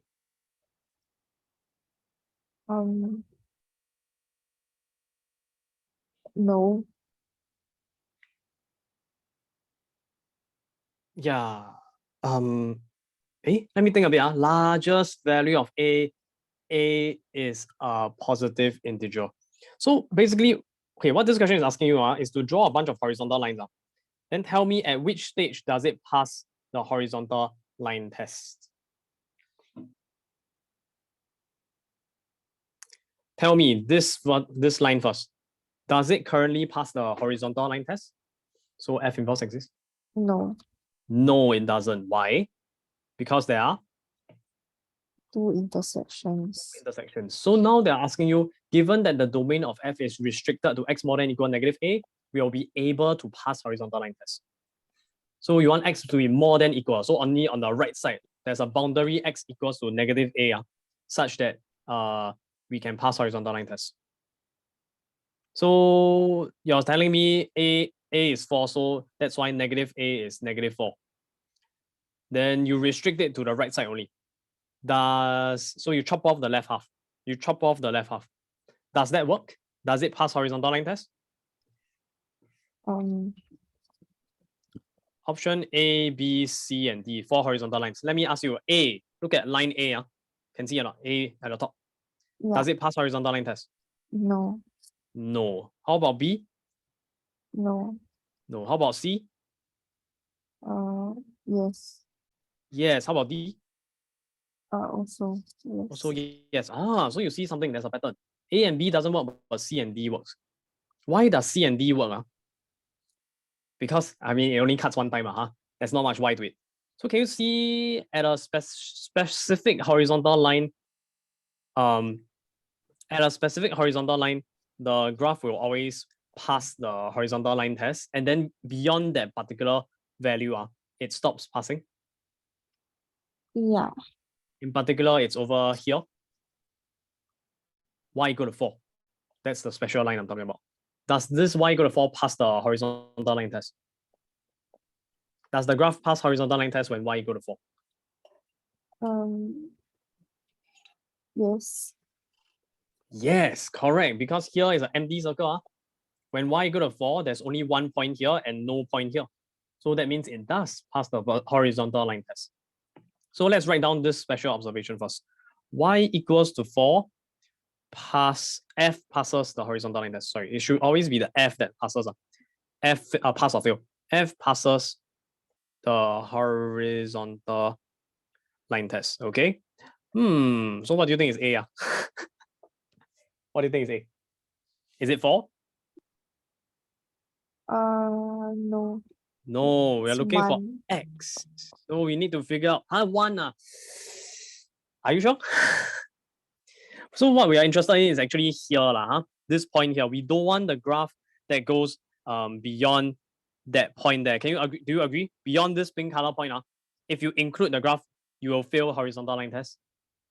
Yeah. Right. So actually, we want to find the corresponding minus A, where minus A is the value of X. So let's figure out the corresponding X here.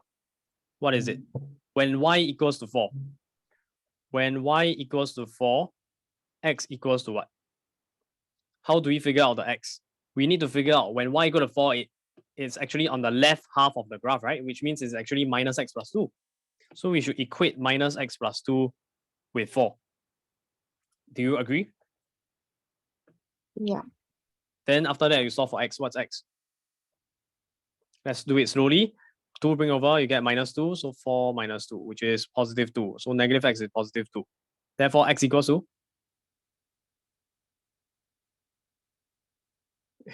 Solve for X. Negative 2. Negative 2. So that means that this point here is actually negative 2. At negative 2, 4, I will label the point here.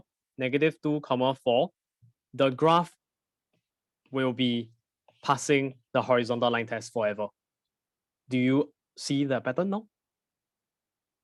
Yeah. And when Y an element of Y equal to B an element of RF, the RF being smallest Y is 1, then goes all the way to infinity. I mean, the right side goes to infinity. So it will always pass the horizontal line test the moment you restrict the domain to X more than equal negative 2. Can you see that? The domain, we were talking about the X, so we're focusing on the minus 2 here, not the 4. You mean I need to use the 4 to find out my X? 4 is not the answer. Negative 2 is the answer for X. Is that clear to you? Yeah. Then what's the value of A? Is it negative 2? Is it 2? Is it 4? Is it negative 4? Or is it 1? Or is it negative 1? What's A? It's negative 2. Wrong. Say again. Try again. A is positive integer. Look carefully at the question again.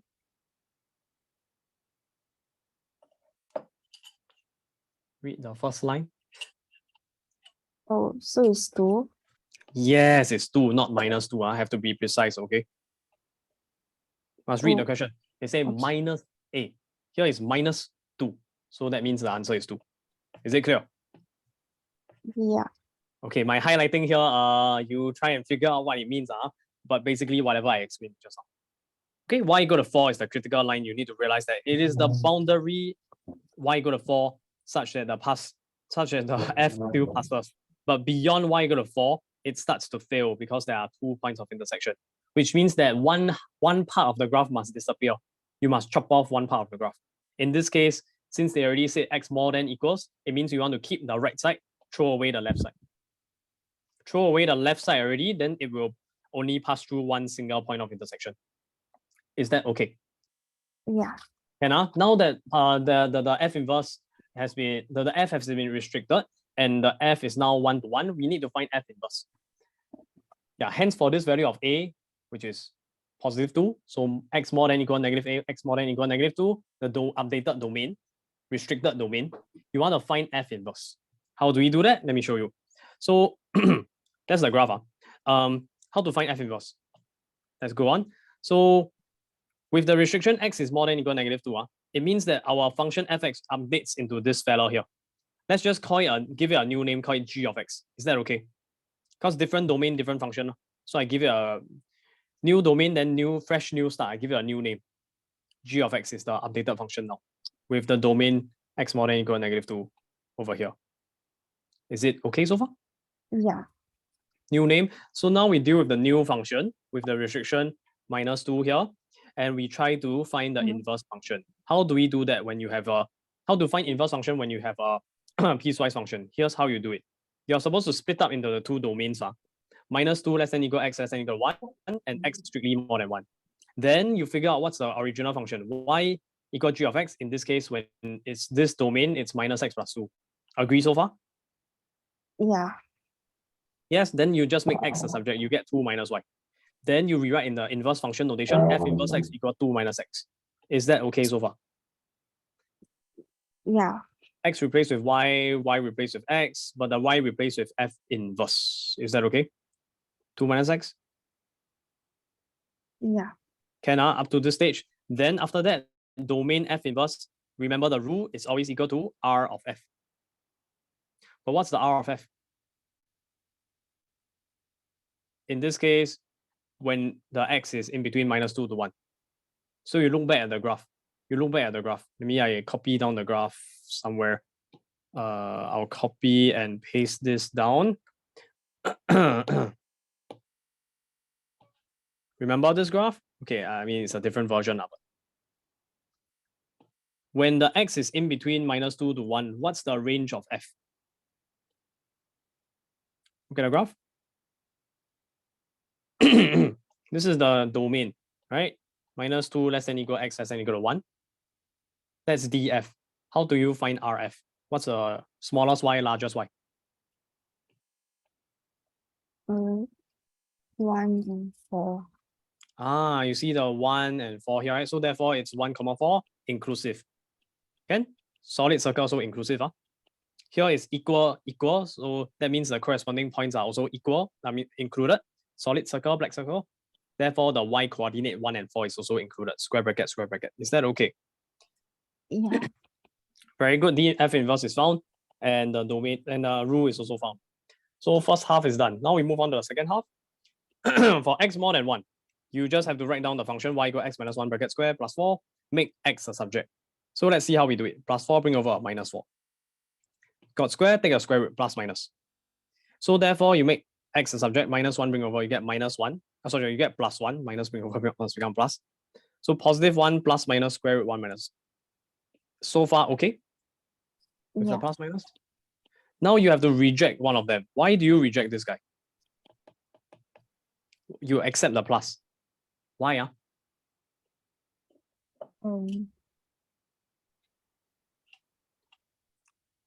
Because the domain is more than 1. Very good. X is more than 1. If you have a minus square root, what happens? It becomes less than 1. Is that clear? Yeah. Square root is always positive. This one is also by default. Okay, square root values are always positive. So when you minus away a positive value, you'll just get a value that's less than 1, which is directly disobeying the rule here. X should be more than 1. So that means you reject the negative, you accept the positive. Because of the domain, it's not just blindly memorize, oh, minus always reject. Wrong. You have to write down plus minus and then look at the domain to figure out which one do you accept, which one do you reject. So in this case, we accept 1 plus square root y minus 4. Then inverse function, x replaced with y replaced with x. The y then finally replaced with f inverse. And you get this as your inverse rule, inverse function rule. Clear so far about the rule? Yeah. Domain, range, and rule. Okay, range don't need to find, just find the domain. So domain f inverse equal r of f. R of f, in this case, when x is more than 1, what's the r of f? It's 4 to infinity. Why? X is more than 1. Look at the graph. 1 all the way to the right. The graph is smallest y is 4. The largest y is infinity. So 4 comma infinity. Is that clear to you? Yeah. Can yeah, that's how you get the corresponding domain of the f inverse 4 comma infinity. Likewise for the domain f inverse over there. Therefore, finally, we conclude we can combine them together. F inverse is 2 minus x. F inverse is 1 plus square root x minus 4. Sorry, circle wrongly. 1 plus square root x minus 4 with the corresponding domains 1 to 4 and x more than 4. This is your inverse function. Clear so far? Yeah. Piecewise function. You have to deal with one of the questions in the EJC tutorial. And then finally, we can begin our EJC tutorial. Is that clear? Okay, Yeah. maybe just to emphasize, sorry, one more point.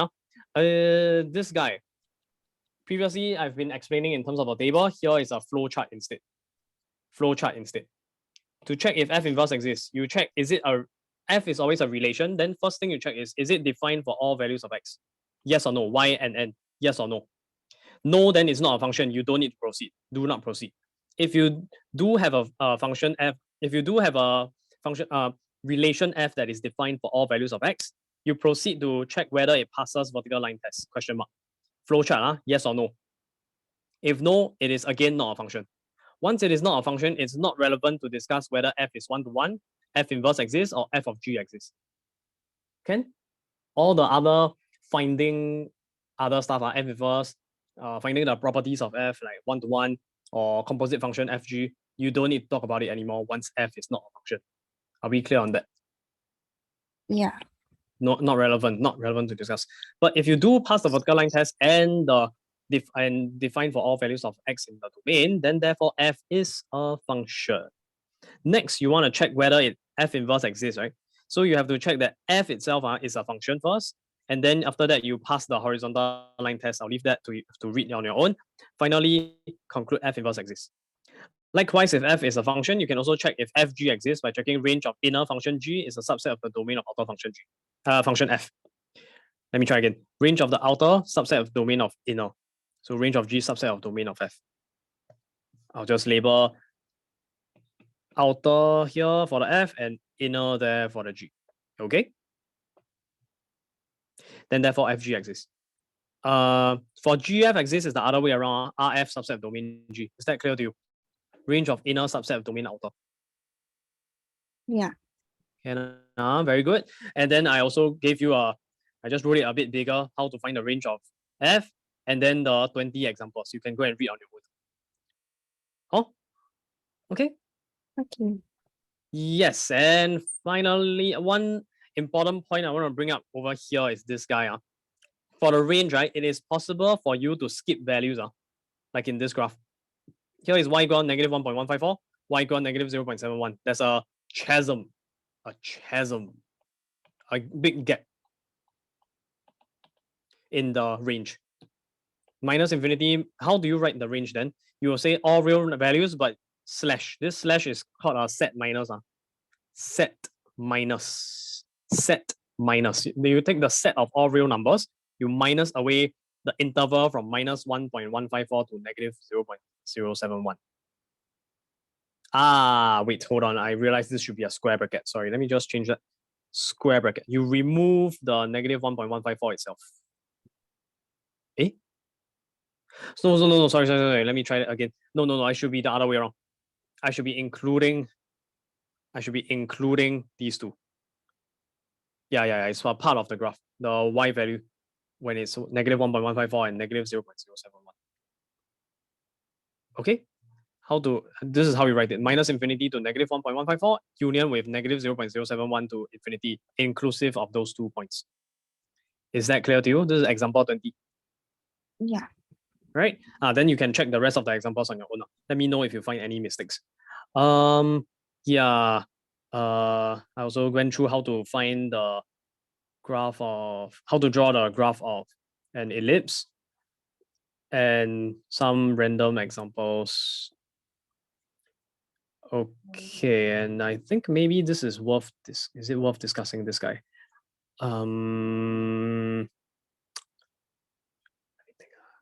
Yeah. Okay, I'll discuss this guy. Okay. Is it this guy? Wait, is it this guy? Yes, I'll discuss this guy.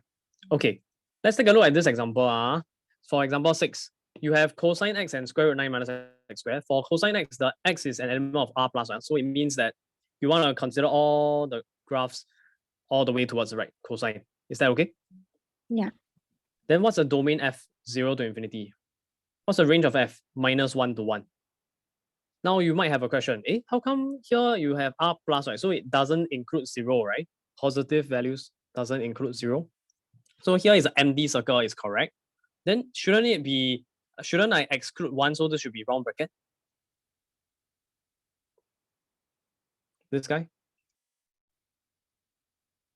But I put square bracket. Am I wrong?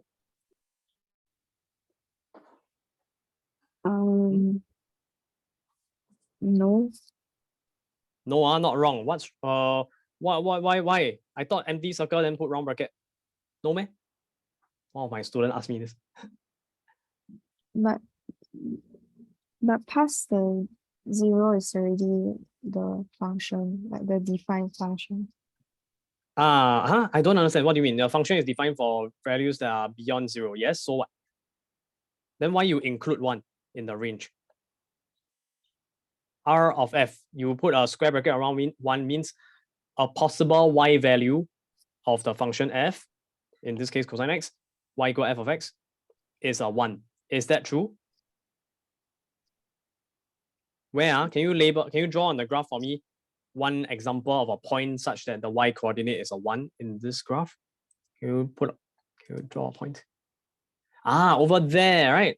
This is actually 2 pi comma positive 1. It's inclusive of the point, which means that we do pass through a y value such that do pass through a point such that the y coordinate is 1. So we include it. You don't simply look at the starting point. Is that clear to you? Yeah. Can Okay, good. Now next one is square root 9 minus x squared. I hope you realize this is an equation of a circle. So if you square both sides, you get y squared equal to 9 minus x squared. Bring the x squared over, you get y squared plus x squared equal to 9, which is 3 squared. So it's really just a circle with radius 3. However, we restrict the domain to 0 less than equal x less than 3. Is that clear to you? So you include 0, exclude 3. So it means you include 0, 3 and excludes 3, 0. Is the graph clear to you? How to draw a circle? Can, right? Circle should be quite okay. Inclusive of 0, exclude the exclusive of 3. So you put solid circle, empty circle. Then after you draw the graph, proceed to give me domain range, domain range. Domain range, we already talked about it for F. How about domain for G? Copy and paste it here, put in square bracket, round bracket. Got an equal sign, you put square bracket. Don't have equal sign, then you put round bracket, exclude. Square means include 0, round means exclude 3. Is that okay for domain of G? Yeah. Then how about the range of G? Okay, the answer is here. Pretend you cannot see. Why do I put round bracket and square bracket here? Not square, then round? Then you see the left side is a solid circle. Solid means it's square. Right side is round, empty circle. So should be round. So shouldn't it be square and round? Why is it round then square? No, man, you don't just blindly follow the left side, right side. Then you just put accordingly. Is that not the case? No. No. How do you interpret it? What's the procedure again? Can you remind me what's the procedure for finding range? Like the smallest value, then the largest value. Comma the largest value of y, right? Not x, not x, right? No. X or y? It's the Range is y. Very good. Then put bracket around it. Is it always round bracket, round bracket? No. Or you follow accordingly. Left side is black circle, so you put square bracket. Right side is empty circle, so you put round bracket. Correct? Wrong. How? What are you supposed to look at? Who's the smallest y in this case? Can you circle for me the smallest y?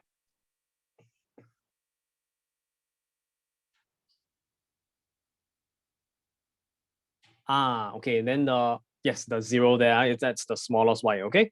Smallest y is over here. And then what's the largest y? Yes, exactly. Okay, got it.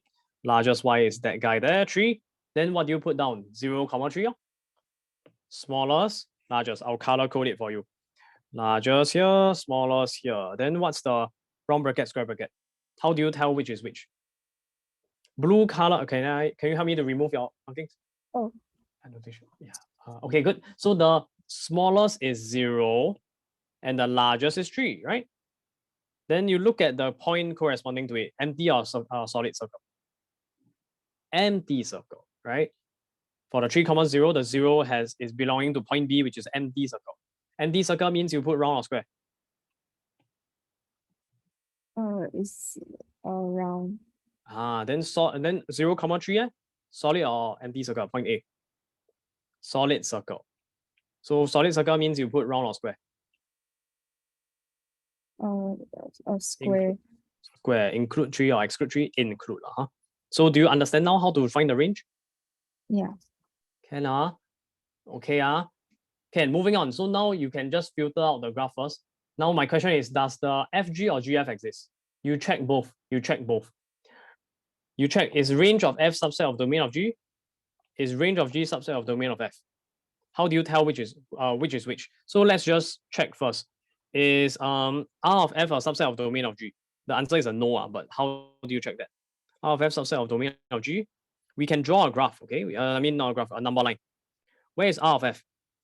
-1 to 1. So let's label -1, 1. Square bracket means it's actually drawing like this. Round bracket, round circle, shade it in. Round circle, shade it in. This is R of F. Clear so far? Yeah. How about domain of G? What's domain of G? 0, 3, right? So where is 0? 0 is over here. Where is 3? 3 is somewhere there. Square. So draw a circle around 0, draw a circle around 3, connect them together. However, it's square bracket around 0, round bracket around 3. Square bracket means you include, right? So this circle should be shaded in. Right? Shaded in. Whereas the round bracket here means it's empty. So now the question, sorry, let me label first. This is D of G. So question is R of F totally contained within domain of G? Is RF inside DG? No. No, it has a part that's popping out. So it's not a subset. So this is false. Whereas for RG subset of domain F, that's true. Maybe I'll just get rid of this, not so relevant. Then let's just draw it this time for is range of G subset of domain of F. Range of G in this case is what? 0 to 3, right? So 0 to 3, but this time is empty circle until solid circle because we are looking at range of G. This is R of G. How about domain of F? Domain of F is 0 to infinity. So 0 here, then infinity all the way to the right. Then you just draw an arrow head like this for infinity.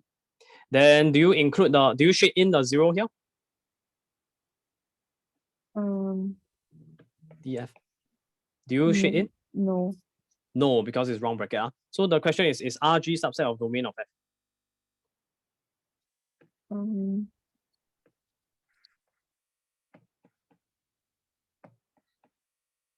Is RG a subset of domain of F? Yeah, it is. Yes, and I think it's more obvious when I make it a bit longer, right? The line here is entirely contained inside. Empty circle is not affected. This one interval is entirely contained inside. This solid circle is also contained inside. So definitely RG subset domain F. This guy is true. Therefore, which one exists? FG exists. Please make sure that this is inner and that is outer. Range of outer subset domain inner. Sorry, scrap that. Try again. Range of inner is a subset of the domain of the outer function. Whatever I've written. R inner subset domain outer. Is that clear? Yeah. So FG exists. So now you need to find the rule of FG. What's FG? F of G of X. You take F. Where's F? Cosine X. Now you have G that's replacing the X. So you replace it with square root 9 minus X squared. Is that okay? Cosine square root 9 minus X squared? Is that okay? Can. Then what's the domain of FG? What's the domain of FG? Equals to domain of?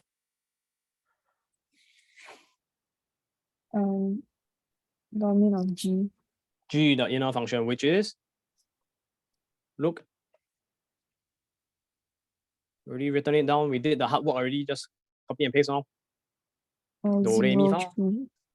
Flip a four-sided coin as 0, 3. So square bracket 0, 3 round bracket. Okay. Can I need Yeah. you to be careful here. DG and RG look very similar. Please copy correctly. You have a tendency to be blah blah and copy wrongly. Oh. Okay. Yeah. Can I? Okay. Don't blah blah. Okay. Wake up. Okay. Now DFG is found. Now let's move on. Oh wait, hold on a second. Why did I put infinity here? That's not correct. That is wrong. This should be 3. Oh my goodness, what am I doing? Sorry, I copied wrongly. But never mind, I did it correctly next time. Okay, so now let's try to find the range without drawing using method 2. Let's try to find the range of FG. How do we do that? Okay, let me erase this.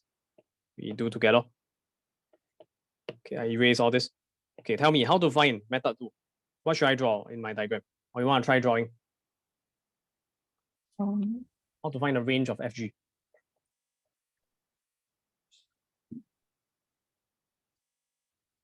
Remember the flow chart? Always start with little x. Okay, or rather the mouth of the inner Pac-Man. In this case, the inner function is G. So you start with D of G. So you write down D of G here. Okay? Can you continue the rest? Draw an arrow. Please continue the rest of the diagram. Oh. Can you try? Do it now. I want to check. You mean draw the graph? No. Don't draw the graph of FG. Do method number 2. Forget method number 2 already. I go back again. I go back to method 2 again.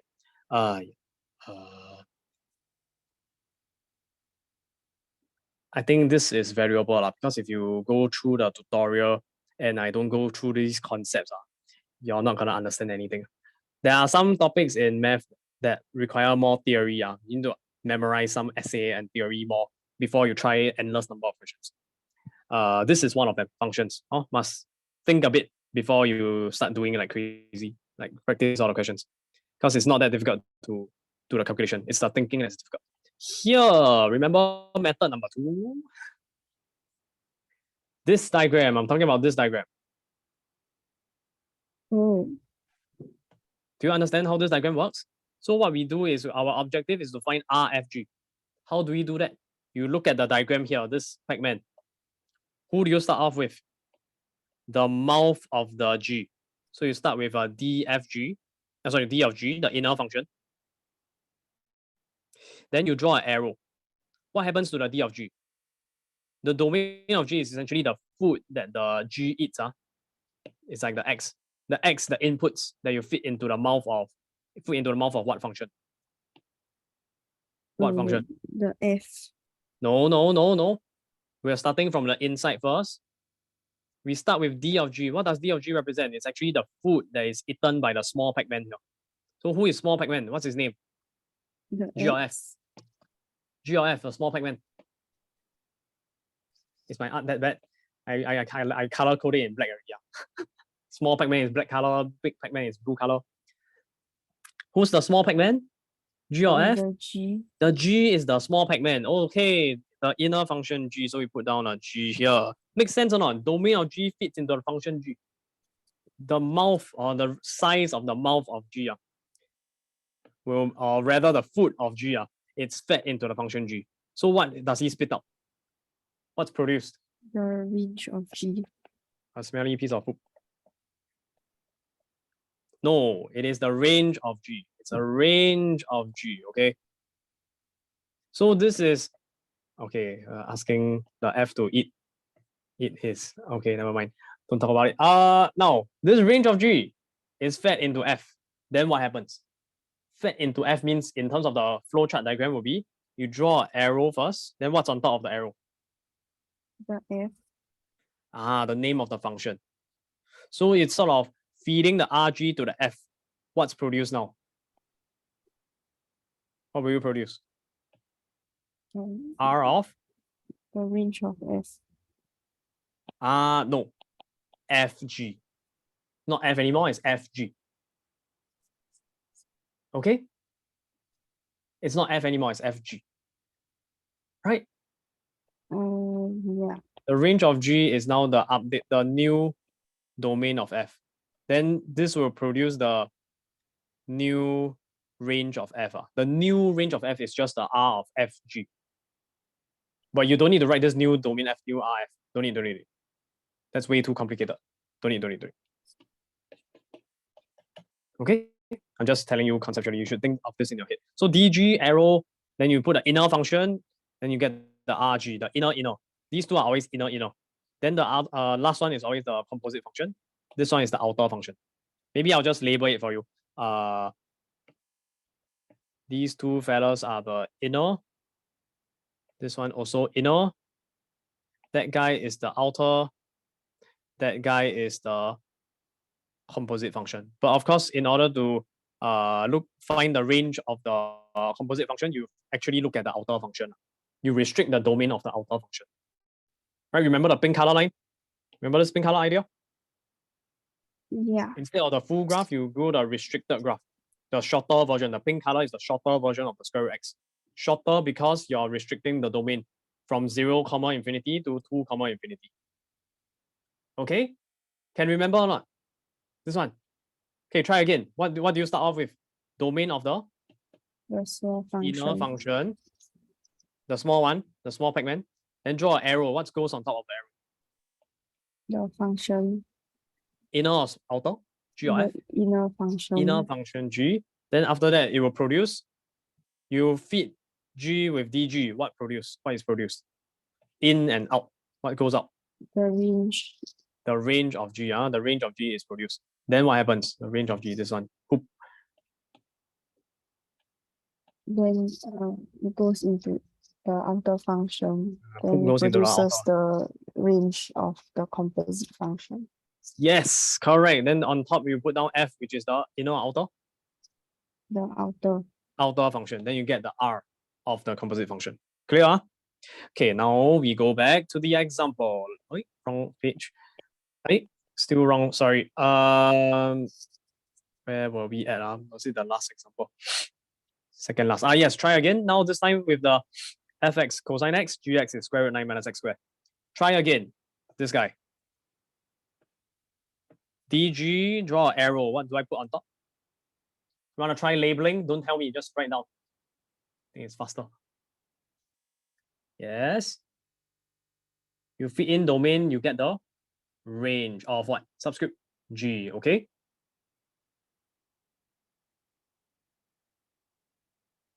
Fit into the outer function F.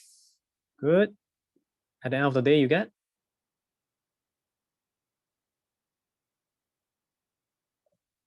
FG. Very good. It's not just F, it's FG. Very good. Now you fill in the blank.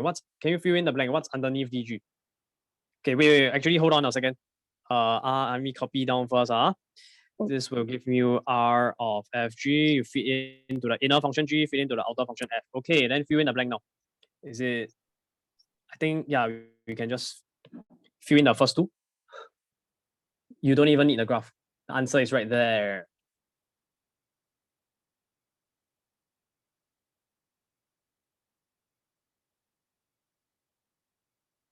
Okay, good. So you fit in 0, 3 into the domain G. What do you get as a range? 0, 3, but round bracket, square bracket. Then now F.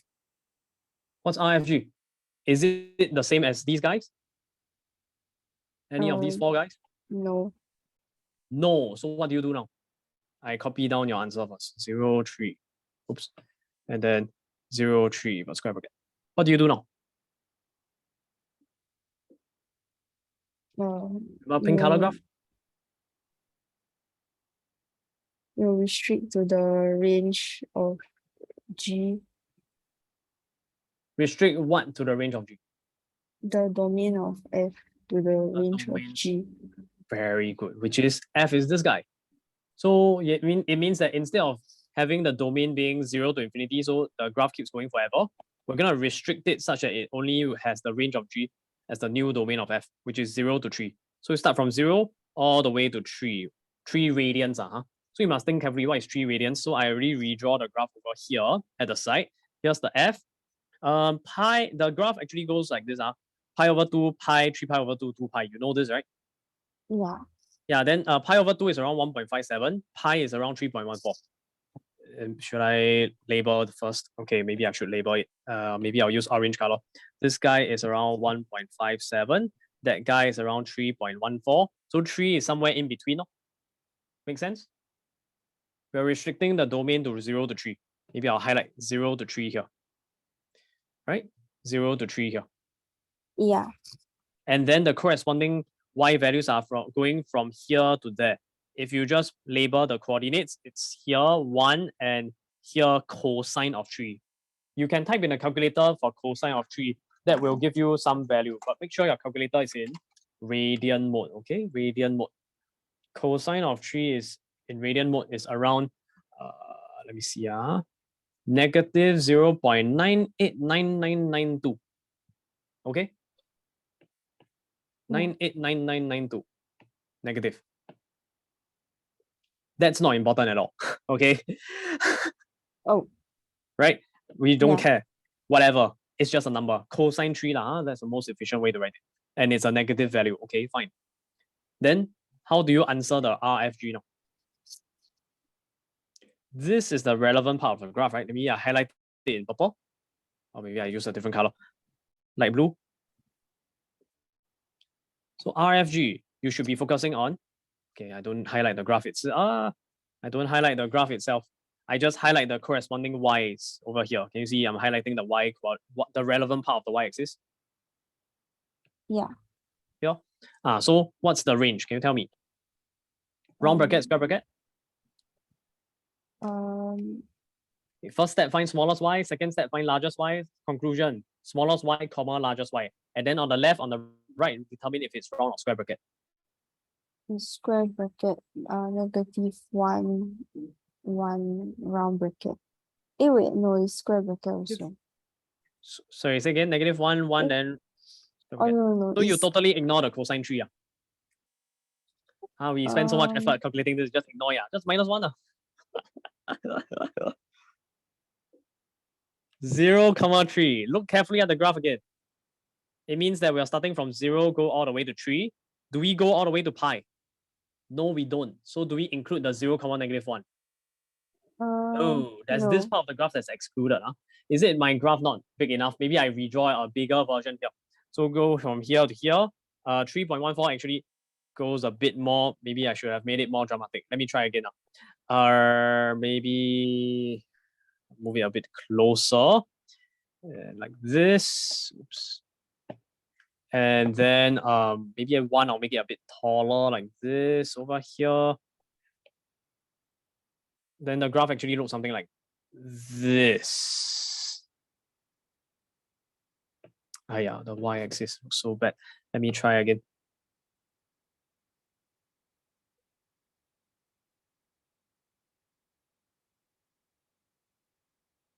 Okay, here's how the graph looks. I redraw it in a more dramatic way to emphasize, in a zoomed in way, so to emphasize on the negative 0.989. Here is cosine 3 until this point over here. Can you see I'm drawing a black circle? Maybe I'll use pink color to be consistent with the previous part, and an empty circle. And this is the new graph. Can you see the updated pink color graph? Yeah. Okay. Here, this point is pi, negative 1. Is it part of our graph? No. Or pink graph? No. So there's these values here that is excluded already. So can I ask you again, what is the range? Look at the pink color graph and find its corresponding range. Here in orange color. The corresponding y coordinates. Sorry, yes. The square bracket cosine 3. Square bracket cosine 3, comma. 1 round bracket. Very good. Well done. Exactly. Right? You go from here, you go to there. Cosine 3, is it part of the graph? Solid circle. Yes, or? Correct or not? Yeah. Maybe I labeled the tree wrongly. So sorry. The tree should have been a bit more towards the left here. Let me edit my graph to be a little bit more accurate. Like this. Sorry, were you confused by that? I hope not. Yeah. That was I a think- pi by 2. Okay. Sorry, I draw wrongly. The 3 is on the right side, the pi over 2 on the left side. So we're only looking at this part of the graph, the pink color graph. Solid circle here, so it's including cosine 3. Empty circle here, so you exclude 1. That's why it's round bracket around 1, square bracket around cosine 3. Sorry, my square bracket not nice. Let me make it more rectangular. Yeah, that's the correct way to draw it. Okay, like this. Yeah. Can very good. Now we understand range. Let's begin our tutorial. Okay, so first one, can you tell me what's wrong with your answer now? 1 part A. Determine with a reason if the following relations are functions. And also, how come your oh, by the way, this should be dotted line, by the way. When you draw in, it's not part of the graph, right? They didn't request for it, so it should be dotted line. It's not an asymptote as well. So, I mean, you should always be dotted line because it's not part of the y equal 1 over x. Here, can you tell me what's the most fastest way to solve this? Is this a function when you have x an element of all real numbers? Plus 1 divided by 0 is undefined. Very good. And when x equal to 0, is it part of the domain here, range? So the all real numbers? Yeah. Yes, so that means undefined. X equal to 0. So the answer is really simple. You just need to say x equal to 0, 1 over, don't say 1 over 0. So fx equal 1 over x, f of 0 undefined. Sorry, the contrast is a bit difficult. Let me change it to red color. Do I still draw the graph to show the asymptote? Don't need, actually, don't need. Okay. No need. F0 undefined, therefore f not a function. Pink color again. Let me try red. F is not a function. That's all. That's all. Very simple one. Okay, that's all. Don't need draw graph. Part B. This time you restrict it to x element r plus. So is it defined for all x in the domain? Yeah. Yes, so you don't really need to explain anymore. Let me remind you of the procedure again. Here, when you want to show that a function exists, typically not needed. F is defined for any x inside the domain. In this case, domain is r plus. You don't need this part. You don't need this part. You just need to show. It passes vertical line test. Right, I forgot to write that down. This one, i.e. fx passes vertical line test. Vertical line test is very easy. Everybody knows how to do vertical line test. The difficult part is horizontal line test, okay? The difficult part is horizontal line test. So yeah, here, can you explain? Try explaining verbally how to pass vertical line test. Also, this should be x equal, not y equal. Likewise over here. Explain vertical line test. The line x equals to k must cut the graph of y equals to fx at exactly 1 point. Something missing, k an element of? All real numbers. No. Domain. Remember? Oh, yeah. Okay, I show you. For showing f exists, the generic letter is element of domain. X is element of domain. For showing that the f inverse exists, you need to show generic letter element of range. Because it's y equals. Horizontal line test. Y then linked to range. Horizontal line test for f inverse. X, then it's linked to domain. You need to mention the df or the range. The df to show that f exists, to pass a vertical line test. Is that clear? Yeah. X domain f. Y range of f. I'll send you the file later. Okay? Then therefore, this one should be saying element of domain of f, in this case r plus. You don't go and pick a k that's like x equal -1, right? X equal -1, then say, oh, it doesn't pass through. They pass through 0 points, which is not the definition. You need at least only 1 point, exactly 1 point. So therefore, it is not a function. It fails vertical line test. No, that's not being fair. you must make sure the x you pick is an element of the domain. Element of the domain, yes. Where if you call this f of x, is that clear? This is irrelevant. No. Don't pick this guy. Okay, must have the R plus, and it passes through the graph of fx exactly one time. Okay, moving on, part C. Here your explanation is correct. It's not a function because it cuts through more than one time. Okay, you can say explicitly 2 times, but you say more than one is also valid, perfectly fine. Right? Oh, okay. Very good. This one part C. Just make sure you label x equals, not y equals, and the rest is fine. Part D, this graph. Again, it's x equals, and you need to specify the domain. K less than equal to 1, because that's the domain. Or K, or you can also say K an element of less than equal to 1 means what? Negative infinity, comma 1 square bracket. Okay, that's another way to phrase it. You need to mention the domain. Is that clear? Yeah. Okay, now then part E, absolute value x is fine. Just make sure it's x equal. And also you need to mention for all x, for all k an element of the domain. Don't use pink, sorry. Let me use red color. Okay, must make sure it's domain now, domain of f. Must make sure you mention that, please. Cannot just say k. Must say k an element of domain to show that it is a function. And also it's a vertical line, so it's x equal, not y equals, right? Yeah. Then here for part F, I'm a bit confused. Why you draw 2 vertical lines? Why got 2 lines? Typo. How come you got extra line? Yeah. It was Please don't draw extra line during exam. Make sure you draw 1, and also vertical line is x equals, and then you need to say for all k, x equal to k, for all k an element of the domain of f. In this case, it's all real numbers. Is that correct? Oh, sorry. Sorry. Not all real numbers. It's what is this? It's not all real numbers. The domain of f in this case is -2 less than x less than equal to 4. Sorry, let me make a correction. This should be domain of f, where domain of f is -2, then 4. Exclude, include. Is that correct? Yeah. Exclude, include. Then your graph draw wrongly already. You see, you draw a solid circle when it should be exclude. Should be empty. It should be empty. Do you catch that? Oh, yeah. Can understand? Yeah. Yeah, please be careful.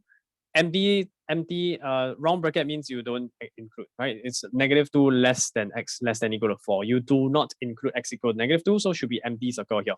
You do include 4, so you should stop your graph at 4. 4 comma x cube is 4 cube, whatever is that value. You don't go beyond, okay? You must mention the stopping point. Is it clear? Yeah. So here you must also mention the restriction on the k.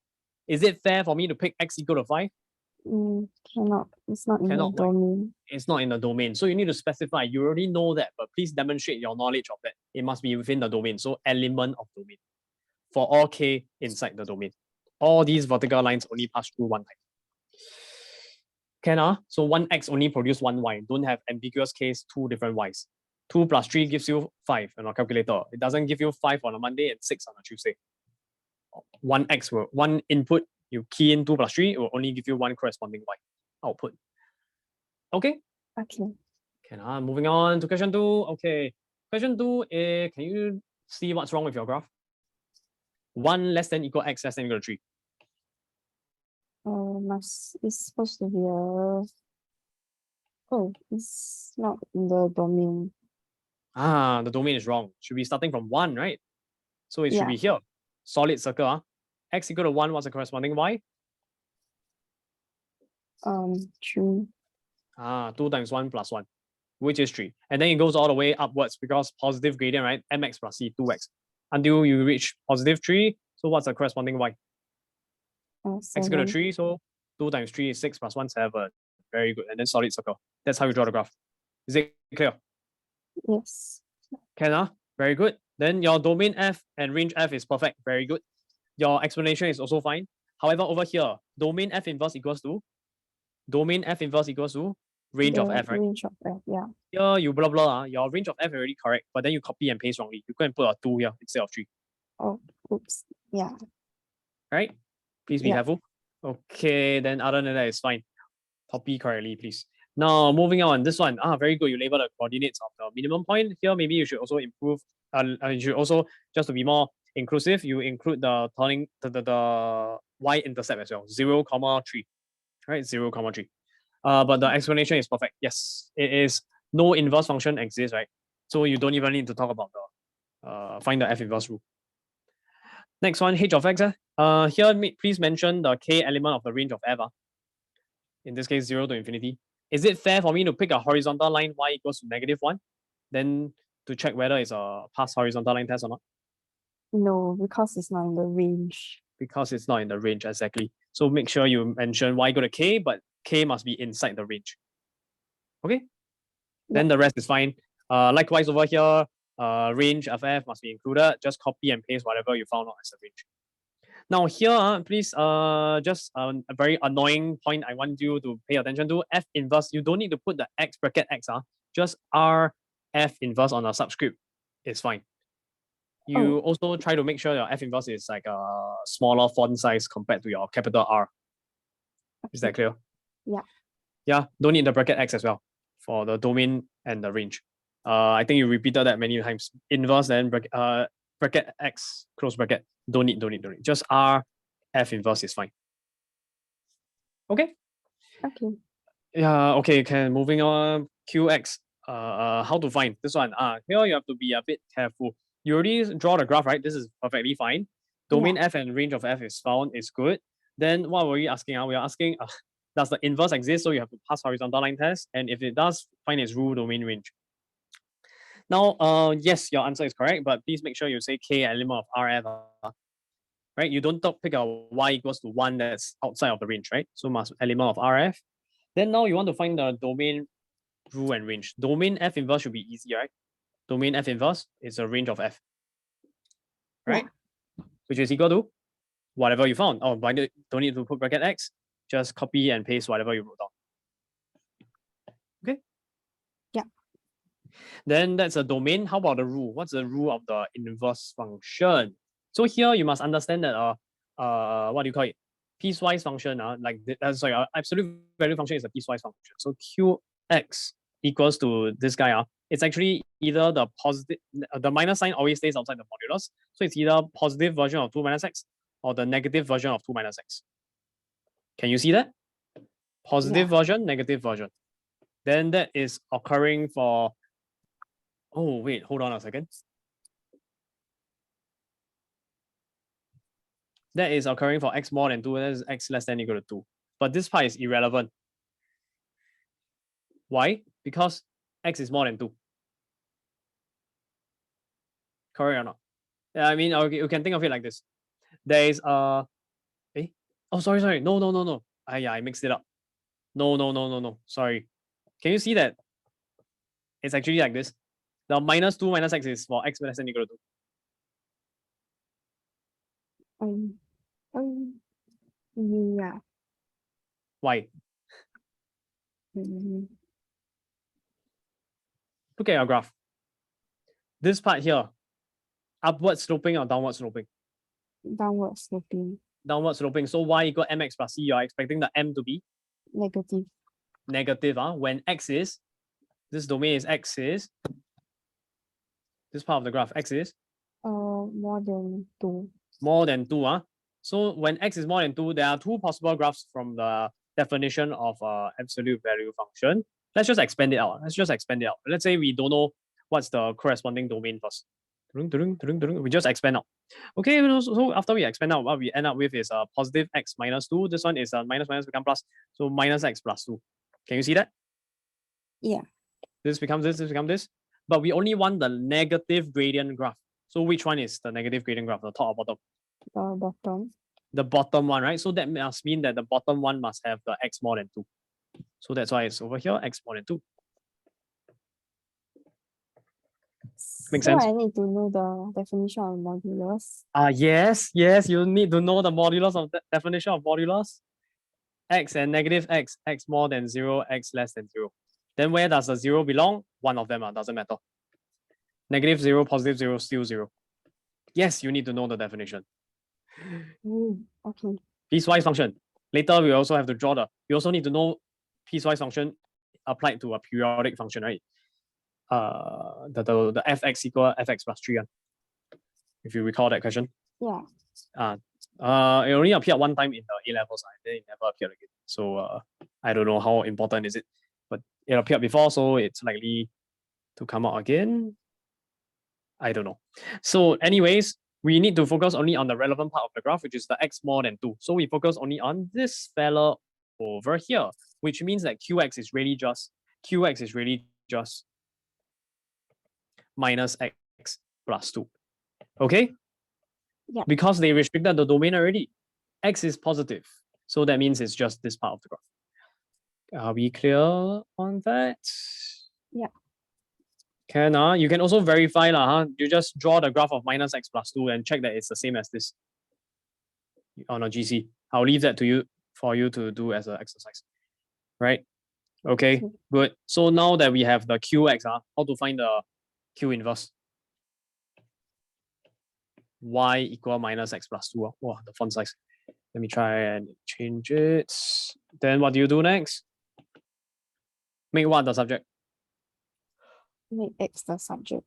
X the subject. So end up with, let me think a bit. 2 minus y. Yes? Yeah. Then replace x with f inverse x.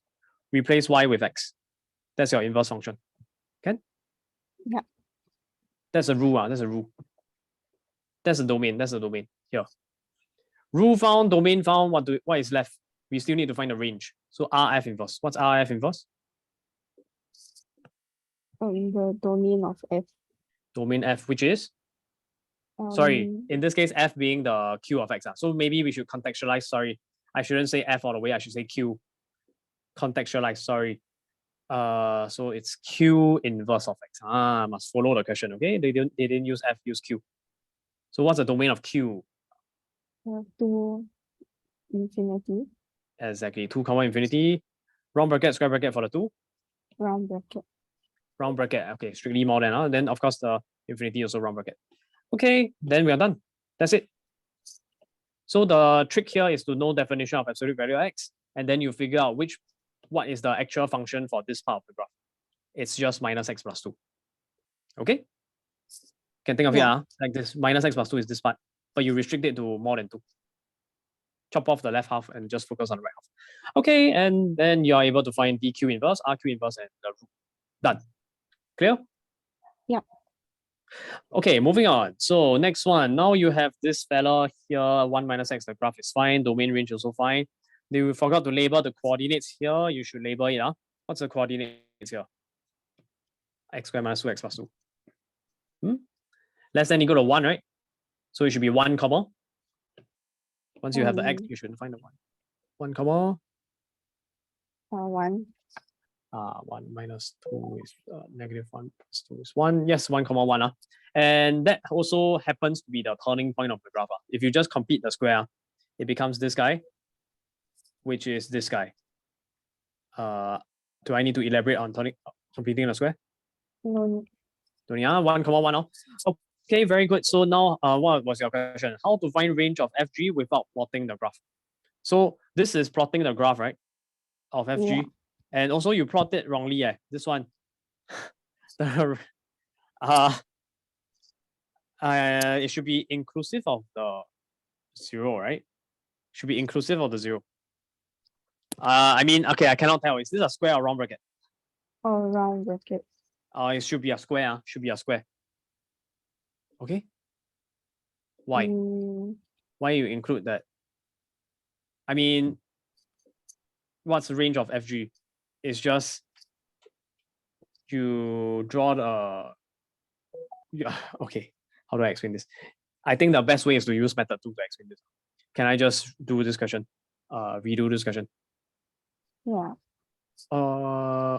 Okay, let me think. How should I do this? I'll just add a page here. Let me copy the question first. So what we have, let me copy down whatever you have written down. So I don't need to spend so much time copying and pasting.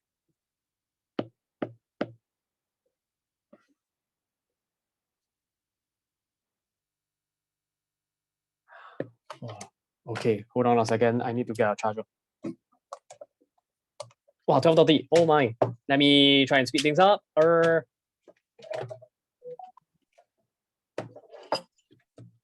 So.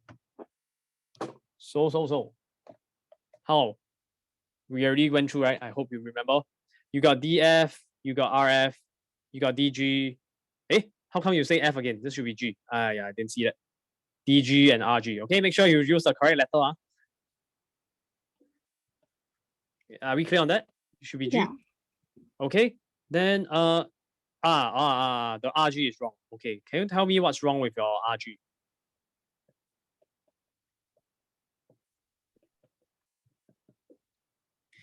What's the range of G? Is it starting from 2? Is that the smallest Y? No, it's 1. It's 1 because you didn't label the minimum turning point. That's why you couldn't tell that it was 1. So 1 comma infinity.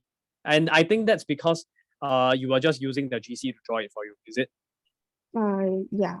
Yeah, so I recommend you to complete the square, draw it manually. Then you will always remember that's a turning point to look out for. And then sometimes it may go to turning point and then go a bit above. Then you have to draw the entire graph carefully. So find the turning point first. Then you compare with the domain. Then you will know how to draw the full graph. Or be smart with, if you want to use GC, be smart about it. Know that there's a turning point and you may sometimes have the domain to be slightly extended beyond the turning point. So you may be a graph that looks like this, a graph that looks like this, or sometimes it's like the turning point is here, but you don't even include it. You only include the right half. Right, this is a full curve. You only include the right half. So please be careful. Look at the domain. Now, 1 comma infinity, round bracket for infinity. How about 1? Round or square? Round or square? X less than or equal to 1. So it's square. So you include the y coordinate 1 as well. Not because of the equal 1, then you put equal 1. It's because of the corresponding y coordinate is also part of the graph. So square bracket. Very good. Now, can you try the method? The method 2. I'll start you off. The function we have here is what is it? GF doesn't exist, right? Yeah, FG exists. So we want FG. So who's the inner function? It's G. So we start off with DG, the inner function. Arrow. What do you draw next? Maybe it's faster if you just describe to me verbally. G. On top of the arrow, please be a bit more precise. Then RG. Where? Here? RG like at the arrow. At the arrow here. Like at the arrow there. At the arrow there. Like here. Yes, correct. At the right side of the arrow. Okay, then? Then F. Draw an arrow. You must try to say it verbally. Hopefully, it will make you memorize it better. Put an F there on top of the arrow. Why do you put F? Why do you want G? Because the range goes into the domain of the large, the bigger. The bigger Pac-Man. Yeah. Okay, F, the outer one. Then this will become R of FG. Very good. Fill in the blank. What's DG? I mean, the first two should always be very easy, right? It's already right there. Copy and paste only.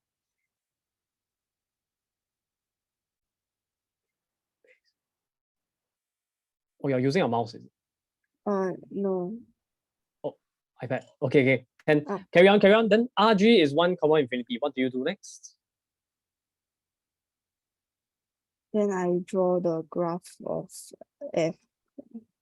Yes. But I restrict it to the range of G. As the okay, then can you try drawing the graph? I'll get this out of the way. Try drawing the graph.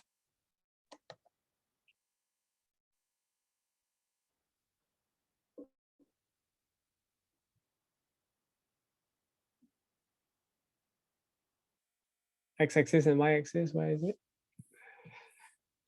You draw the graph without the axis.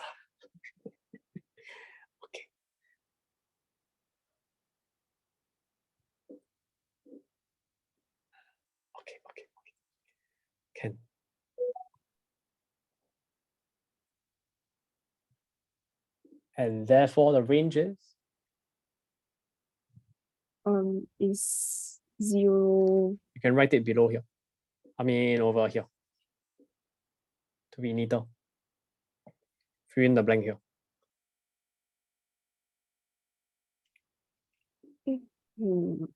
Ha ha ha. Ha ha ha.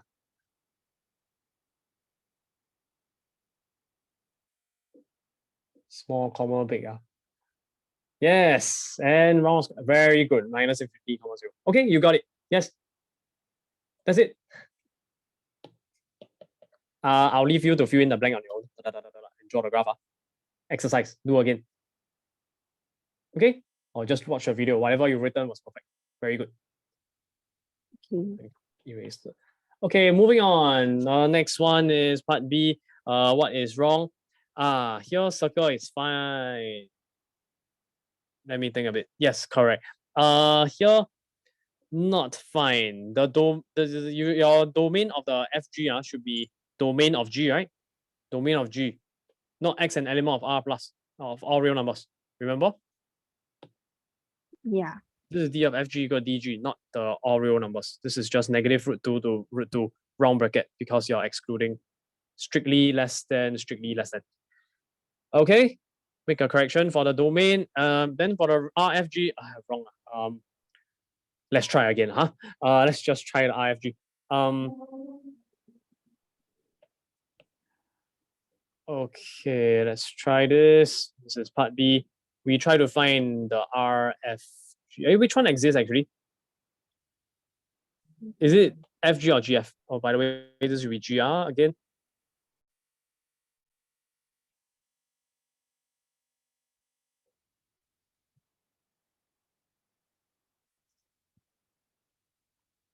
It's FG, right? It's FG. Because range of G is a subset of domain of F. The range of F is not subset of domain of G. So is that clear? Fg is the function. Yeah. G is inner function. The range of G is 0 to 2, which is inside the domain of F, minus infinity to positive infinity. Okay, so tell me what is the graph? What is the range of Fg? That's the difficulty you have, right? Finding the rule and the domain is nothing difficult, right? This should be easy. I mean, DFG should be easy. The rule should also be easy. Set face. How? What should you start off with? Method 2. We try method 2. Right. Something arrow. Ta-dum, ta-dum, ta-dum. How? Start writing.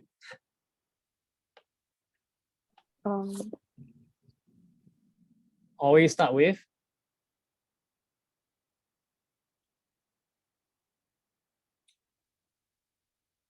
domain of the inner G. Very good. Draw an arrow on top of the arrow. You feed the domain G into G, so you get the range of G. This range of G becomes the new domain of the outer function F. So you pass it to F, and arrow produces like a chemistry reaction, reactant and product. The F is the reaction. RG become RFG. Okay, good. Then first two should always be easy. You have already listed it down. DG and RG should always be the easy step.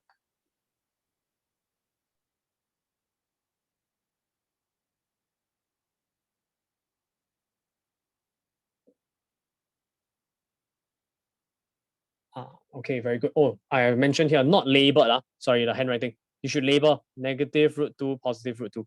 I'll leave that to you to do it. IFG, how? Okay. Yeah, okay, sorry, just continue.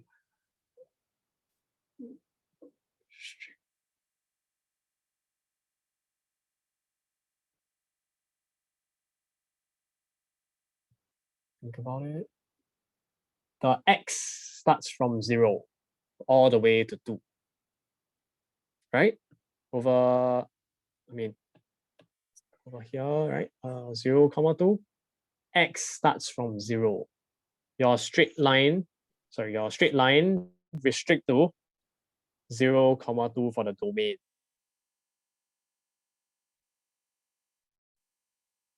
ends at 2. Does it go all the way to infinity or does it stop at somewhere? 2 Which is 2, x or y?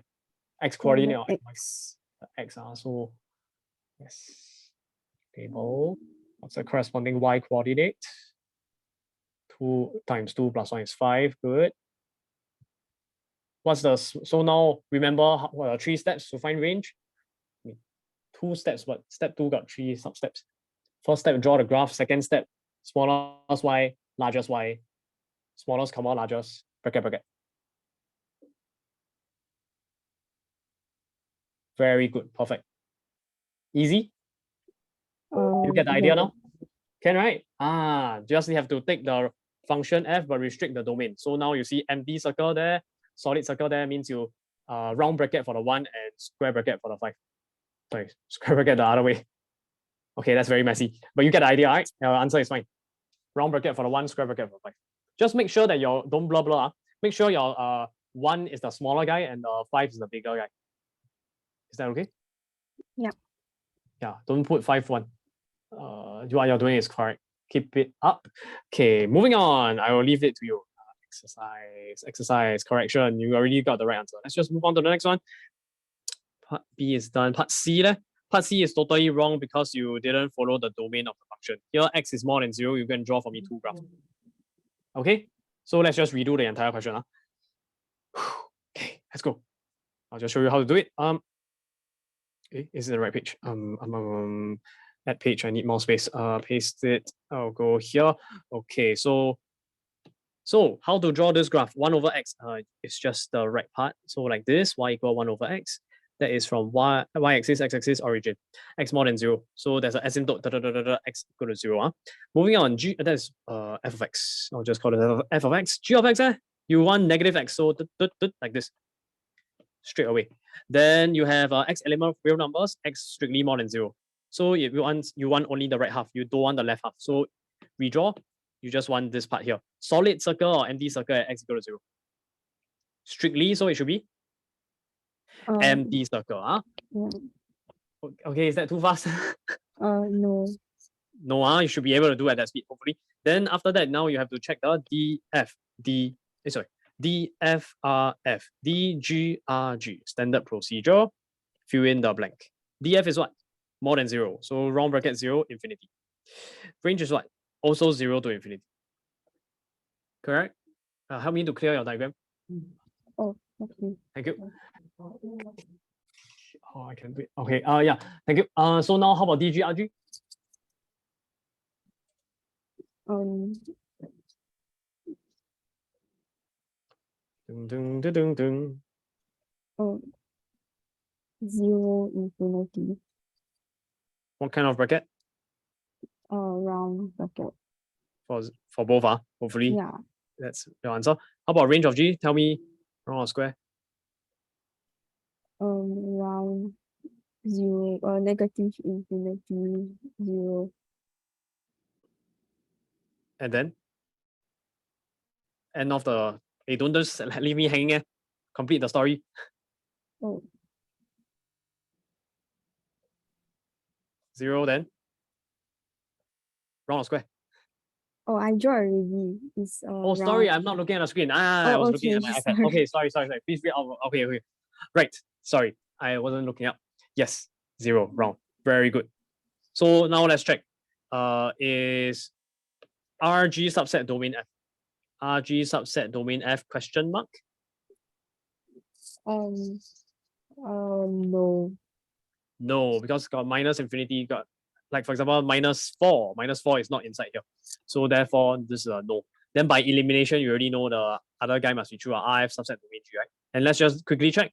RF is what? This guy 0 to infinity, subset of domain G, 0, infinity. Now take note that this is subset with a line below. It's sort of similar to less than or equal. It allows for the case where it's exactly equal. Here, it's the case where it is exactly equal, right? The 2 sets. Yeah. 2 intervals. So that means this is still legit. Yes. So therefore, what function exists? Is it FG or GF?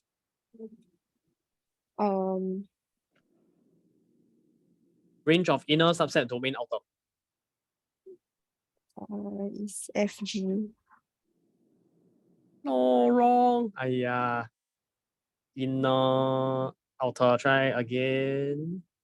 You said FG, wrong. It's GF. Can you see why? Yeah.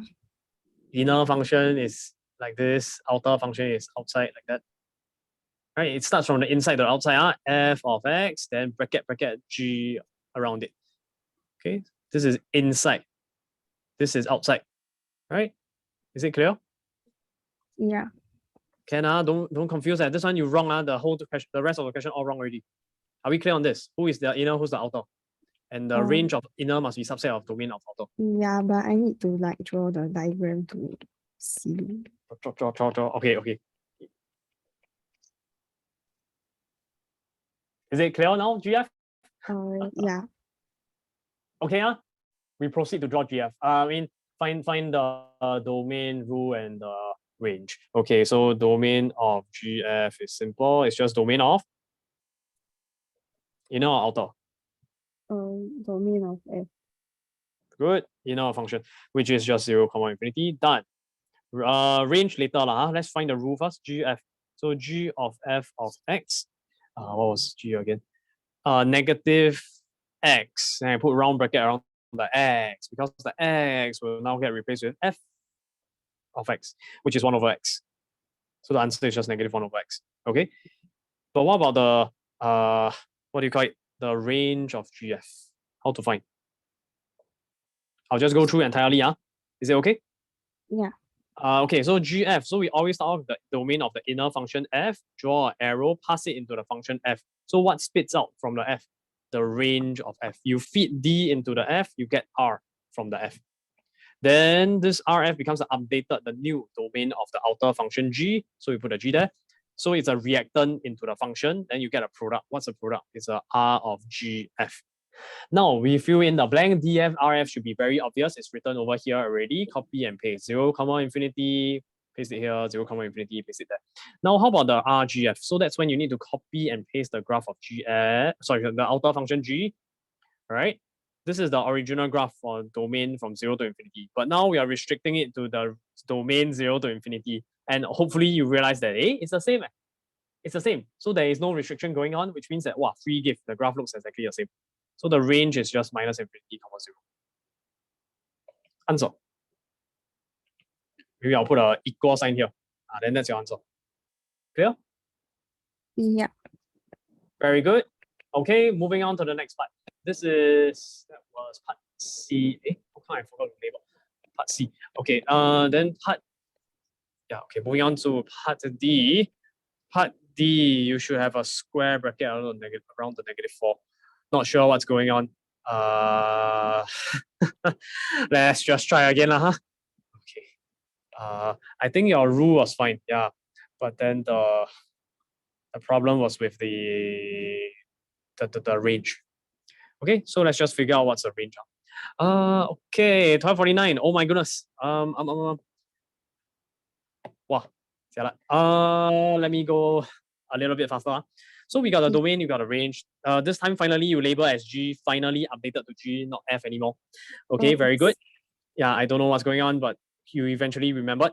Now you need to figure out which is the composite that exists. Is it RG subset domain F or is it RF subset domain G? Over here, let's see. We got RG is minus 4 to infinity. Is it subset of this guy? Wrong. Got negative numbers inside. So this is wrong, then that must be correct. RF subset of domain G. And they happen to be the same. Which means that if you want to find the composite function, it must be inner function is F, outer function is G. So GF, we are trying to find GF. So always start with domain of the inner, map onto the range of the inner, map onto the outer function, so R of GF. Is that correct? Yeah. Yes, right? Okay, good. Then after that, we just fill in the blank. DF, RF should be very easy. 1 infinity, 0 infinity. G should just be restricted to the updated domain 0, infinity. However, you realize that 0, infinity is the original domain. You restrict it to 0, infinity, it's as good as not doing anything. So the range doesn't change. It's still minus 4, infinity. I don't even need to draw the graph. I mean, it's right there. Oh, okay. Right? Yeah. -4 is also you should label the turning point here, which is 2, -4, right? Is it not? 2 square minus 4 times 2. Yeah. This is f of 2, right? Yeah, just make sure you label the turning point so you can tell immediately who is the smallest y, who is the largest y, infinity. Very, very clearly. -4 to infinity. Don't use your mental sum skills. No, just draw everything down. Verbally, visually, if you see it, it's very convincing, and you can double check quickly during exam time. You don't need to go and type into the GC x squared minus 4x, wait for the graph to load, move until you get to 2, type in the 2, get the corresponding -4, or you go and calculate again. You have no time during exam. First time you do it, you need to try and get it right. Put down the coordinates of everything right from the beginning, so that when you double check your work, if you have time, you will be able to check quickly. Is that clear? Very important time-saving technique. Later, you move on to question 20 already, then you move back to question 1. Wow, then you key in and you want to check again. Wow, no time already. I guaranteed no time. Label straight away. Clear? Yeah. Good. Moving on. Next, part D gone through already. Question 4 is fine. However, wow, blah blah. Here, I need you to remember, let's say we have x squared minus 5x plus 2 equals to 0. Solve for x using quadratic formula is negative b plus or minus square root of b squared minus 4ac all over 2a. Negative b here, what's my b? A is 1, b is, in this example, -5. -5. So what's minus b? Huh? What's minus b? Minus -5. So it's just 5. So can you see the mistake you did here? I have to hang it outside. Sorry? Nothing. Sorry, it's 9. The 9, the 9 should be a -9, right? Minus the -9 should be a +9. Right? Then error carry forward. So otherwise you could have gotten it correct. Okay? And also you did a correct move here. Wait, hold on. Let me think. What do you do here? Part 4. Find the exact solution of f equals f plus. Oh, actually you didn't do a very smart move here. I think what you did was you equated f inverse with the x, which involves a square root, right? It requires more working, which is slow. Instead, you should have just started with fx. You should have just known that fx equals f inverse. The solution is exactly the same as fx equal to x. Here, what you did was f inverse x equal to x. Okay, that's more efficient. Never solve this equation. You get a power 4 equation. Too slow already. This is never. Don't do this. You went for this option, which is okay, but I would prefer this one, fx equal to x. That's the best option. Because straight away you can get a quadratic equation. This guy, x minus 4 bracket square plus 1 equal to x. I'm sure you know how to solve this. You don't need to deal with square roots. Is that clear? Yeah. Okay, yeah, but anyways, you can get the answer, then it's fine now. Moving on. This was the best done question. Okay, very good. Here, something to say. It was some students tried to solve fx equal f inverse x. You will lead to a quartic equation, power 4 equation. I strongly do not recommend you to do this. Bad. Don't do it, okay? Just remember, fx equal to x. Fx equal to x. That's the way to go. Oh, is that why I cannot solve it? No. That was a different question. Here, you could solve it. You just use the quadratic formula wrongly. So your this one is a careless mistake. Negative b, right? Negative 9. Just a careless mistake. That's not the part that you cannot solve. It's a later question. Later question is because of the inverse function as well as the original function is a piecewise function. So only the relevant parts of the graph will be required to be done simultaneously to solve for the point of intersection. Let's move on. Fx equal to x instead. Okay, this one, your explanation is fine. Here, you use the wrong inverse function. Let's take a look. Part 3, suggest suitable value of b to make negative infinity comma b a maximal domain. Do you understand what this means by maximal domain? The maximum value of of x. Yes, which also means that in turn you need the b to be x is an element of this region, right? An element of this interval. So that means that you want your b to be as big as possible. Maximal domain is just saying make b as big as possible. Find the largest integer value of b. Largest value of b. Here, what happens if I restrict and you didn't answer this question? Okay, you did not answer the question. You didn't give me an answer at all. B equals something. That's the first sentence, and you didn't answer it, so you lose 1 mark. Okay, you go and find the inverse, no point now. Here, you need to understand that when they ask you to make sure inverse function exists, it means that the original function f must pass the horizontal line test. Horizontal line test. Does it pass currently? No, cuts through 2 points. Let me suggest to you, what if I restrict to be negative infinity, comma 0? So I chop off the right half of the graph, only until 0. Does it pass horizontal line test? No. Huh? Let me make your graph a bit more dramatic. I'll make it a bit steeper, like there's a volcano, right? It's essentially just a volcano.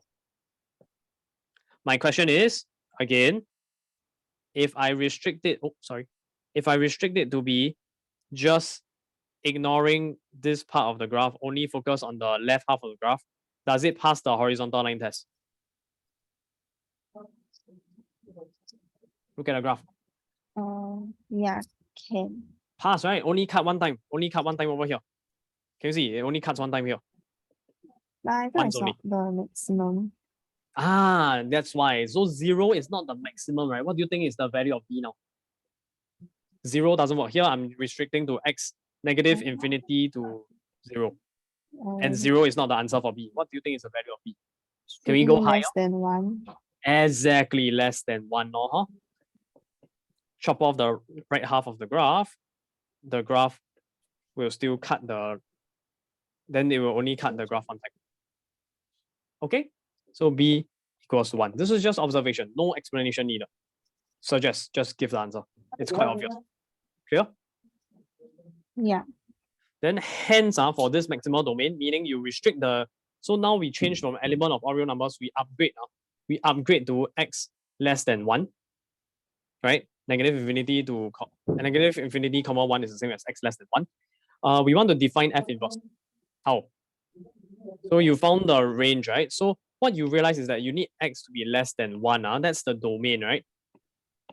Correct or not? Domain, x less than 1.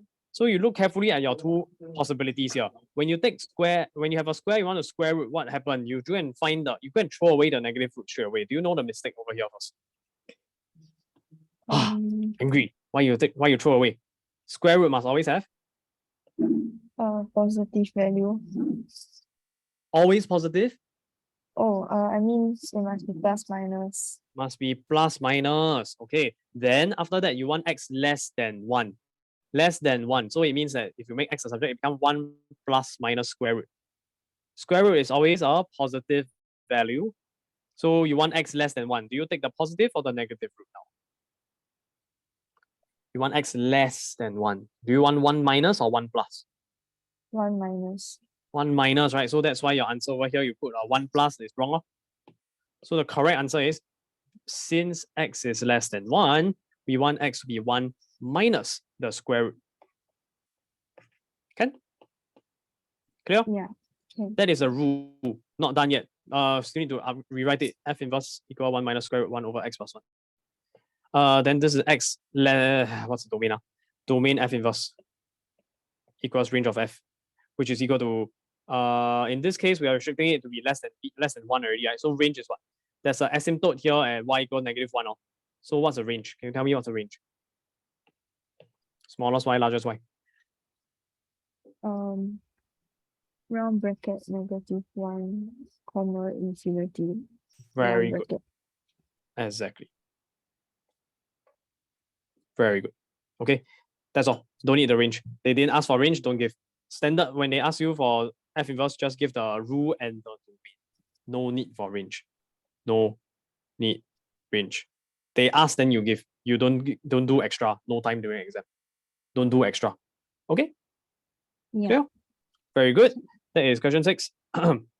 Yeah, so question 6. That is question 5, sorry. Now is question 6. Error carried forward because your graph is totally wrong. We want wait, did I mark wrongly? Maybe I marked wrongly. Let me read first. X squared minus 2x. There are 2 roots 0 and 2. Oh wait, you're correct. I'm wrong. Sorry. Let me correct myself. This is 1, 1. This is 2, 0. Let me see. 1 minus 2. Here, no, should be -1. Right? It's below. Sub in x equal 1. F of 1 equals -1. I mean, 1 square minus 2 times 1 is -1. Is it clear? Your y coordinate is wrong. So your range of f is not 1 to infinity, it's -1 to infinity. Yes, I was right the first time. Yes. Range f is -1 to infinity. Is that clear? Yeah. Can then show that f inverse does not exist. So does not exist. Do you use a generic value or specific value? Specific value. Very good. Yes. So here you did a generic k, which is wrong, right? Yeah. Can I understand now? Wow. Okay, very good. You can tell me specific. It means you understand already. I don't need to go through already. Just pick a good value. I don't know. Pick a good value. Y equal to 1, I don't know. Just something that's above -1 inside this range. Okay. And must be the B. So maybe for example B equal, don't pick something safer. Let's say 1, and must be inside RF, which is -1 to infinity. Okay, y equal to 1. So yeah, maybe you can change this to 1 instead. That is for part 2. Part 3, suppose the domain of f is restricted to a to infinity. Say the least value of a. Let me see your answer. A equal to 1. Very good, the turning point. For which f inverse exists, hence find f inverse stating the domain and range clearly. So over here, we need need the x to be more than or equal to 1. Now we have the function to be, what is that fellow? X squared minus 2x, right? Y equal x squared minus 2x. Now, if you want to make x the subject, you need to solve, right? Here, can you tell me, in this quadratic equation, what is your coefficient of x squared, with the a, coefficient of the linear term x, which is b, and what's the constant term here? Give you a hint. A is 1. How about B? -2. Very good. C is? -y. Okay, so do you see the problem here? X equals to -b Yeah. plus or minus square root of b square minus 4ac. B should be a -2, not 1. Are we clear on that? Yeah. So that's why error carry forward. I'll leave you to check the rest on your own in the answer key. Can I send the solution? I'll check again. Yeah, so yes, your method is correct, but make sure you substitute with the correct value of b. B equals to -2. Okay. Yeah. Yeah, then error carried forward. Then plus or minus, how do you determine which one you should take? Again, you look at the domain, x more than equal to 1. Here, eventually you get a 2 over 2, which is 1, right? Yeah. You eventually get 1 plus minus something, happy face, involving square root. Which one do you take, plus or minus? Plus. Very good, because more than equal to 1. Clear? Yeah. It's the same. Do you see that it's repeating every single time? You must know the domain first, then you can determine whether you take the plus or the minus root. And okay, actually you did that. It's just error carry forward. Just error carry forward. You got it. You got it. You just have to be careful with using the quadratic formula. Part 4, describe the graphical relationship, mirror image or reflection about y equal to x. Very good. Part 5, sketch on the same axis the graph. Okay, this one confirmed wrong already because error carry forward. Just take note that for domain of f inverse, it's always equal to domain of, tell me. The f inverse. F inverse, which is R of f, and then you fill in the blank on your own. So your domain, so your graph of f cannot just go all the way. You have to know what is your R of f. Okay, f inverse, domain f inverse. Domain of f inverse is domain of the inner function f inverse, and obviously hopefully you can remember domain f inverse is R of f. R of f, you can figure that out by drawing a graph. I mean we already figured out at the part A actually. Over here. Sorry, this is wrong. -1 to infinity. Okay, I'm just gonna cross this out. This is correct. Okay, -1 to infinity. All right. Okay. Then your graph should only start from here. Shouldn't go all the way. Solid circle because include -1. And so on and so forth. The rest need to go and check the answer key. Okay, now it's already 1:05. We still got how many questions? 7, 8, 9, 10 questions, 11. Oh my goodness, I cannot finish going through. Do you need to rush off already? Soon, Yes. but not yet. Okay. Okay. Here, okay, I'll just continue. Now for question 7, please take note that for R of G, you should have a square bracket, not round bracket here. Do you see that? You are including 0, 0. So the range of Gx should be square bracket 0.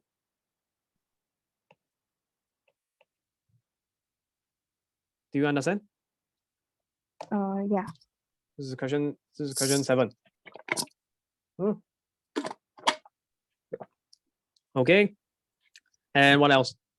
Yeah, that's the correction. Then from there should be error carried forward all the way. I'll leave that to you to check on your own. Okay. Yeah. The rest is fine. Question 8. Here your working is fine. Can I ask you? What do you know what is self-inverse? Graphically. Okay, maybe that's a silly question. I should just tell you the answer. Basically, right, for a self-inverse function, they have to be symmetrical about y equal x. Okay. What is the key property here is symmetry about y equal x. In other words, they look exactly the same. The left half, the right half look exactly the same. And the typical, okay, this is not a function. It doesn't pass the vertical line test. Sorry, this is a bad example. The typical example is y equal is what we call a hyperbola. Okay, hyperbola. Y equal 1 over x is actually a hyperbola. Did you know that? It's a hyperbola. Basically, it has to be symmetrical about y equal x. That's what do you call it? Sorry, what's the name again? Self-inverse function. Okay, if you go and do long division on this one, you can get the answer. You see, pretend that k is like 5, x plus 5 over x minus 1, degree 1, right? X power 1, x power 1. So you can do long division, you'll eventually get 1 over x plus something. So it's just 1 over x with a certain transformation. 1 over x with a certain transformation. So it's just a 1 over x graph. It's always 1 over x. This is a very special question that you don't have to worry too much about it. You just need to follow the definition. Okay? What you did was correct. Very good. So maybe another example would be 1 over x. Another example. Can I have question 8? Moving on. Yeah, can. Question 9. This one. Tell me this is what kind of graph again? F of x. X times x. Quadratic. Here, happy or sad phase? Positive x, positive x. Happy phase. So what's wrong with your graph? It's the sad phase one. So over here they also tell you A and B. B is bigger than A, so it's on the right side. B on the right side, A on the left side, and it's both positive. 0 less than. So that means the roots are A and B. That's correct, but it should have been a happy phase. Okay, should have been a happy phase. Also, x is more than B. So what happens to your graph? X is more than B. What happens to your graph? Can you draw all the way from x equal negative infinity until B? Cannot. No, cannot. Chop off. Then at B itself, empty circle or solid circle? Empty. Empty circle. So it should the correct graph should be this dotted line shouldn't be part of it. I'm just drawing it for emphasis to remind you it was part of a quadratic curve with happy phase, not sad phase. Happy. And then you go upwards. Okay, that's the correct graph. And then error carried forward, I'll leave it to you to figure out. Okay, so here when you want to show that this guy exists, what it means is you need the composite function to exist. So in other words, the range of the inner function must be subset of domain of outer. So who's the inner, who's the outer here? Can you tell me? The F Is the inner and the G inverse is the outer. So in other words, you need the range of F to be subset of domain G inverse. This you can go and check on your own. Domain G inverse, just reminder, it's the same as R of G. So just check the RF subset of RG. How to find RF? How to find RG? Draw the graph, find the smallest y, find the largest y. Smallest y, comma largest y. Put the correct bracket. Then verify the RF subset of domain G. The RF subset of RG. Okay? Can. I'll leave it to you to do on your own. You can read the solution. Question 10, this one, fx plus 3a equal to fx. I thought I explained this last time already. What does this mean now? It means that the y values, f of x is the y values. It repeats every 3a units. Every 3a units. So the period is 3a. You can think of it as time. 3a could be like, a could be 20 minutes, and 3 times 20 minutes means 60 minutes. So it's like 1 hour. So every 1 hour, the graph will repeat. So what you have drawn is correct. Just make one copy of the graph from minus a to 2a, which I hope you realize that minus a to 2a, the interval is 3a. So you just have to draw one copy of the graph and then copy and paste, copy and paste, copy and paste. But then you erase the part of the graph that's irrelevant. Okay, you see, when you make one more copy here, you realize there's extra part that you don't want. Erase the extra part you don't want. Okay, very good. Then your graph is fine. Part 1. Okay, then for this next part, here please be careful of your drawing. Your your function fails the vertical line test. You see that? You bend in and you bend out again. No good, no good. Must make sure it's smoother like this. Okay, just go upwards like that. Oh, okay. Yeah, so this one, fail vertical line test, very bad. Don't do that. But your graph otherwise is fine. Over here, you're asking me why this one cannot solve, but this one can. Here, the reason is because x squared plus 1 and square root x minus 1 is the function, right? X squared plus 1 is where? X squared plus 1 is over here. Square root x minus 1 is where? Square root x minus 1 is over here. Do they intersect? Oh, no. Clearly, they do not. So, of course, if you try to solve it, there won't be a real solution. There will not be a real solution. There's a complex solution, but you don't need to know about it. We are only dealing with real numbers here. So no solution. No real solution. Okay? So please redraw the graph, and also the answer is no solution because they don't intersect at all. Only the point here will have an intersection, which is the other part of the piecewise function, right? The left half of the piecewise function, the linear part, the linear part. Okay? Also, another point, you define your F inverse wrongly there. Please remember domain F inverse equals range of F. Range of F is?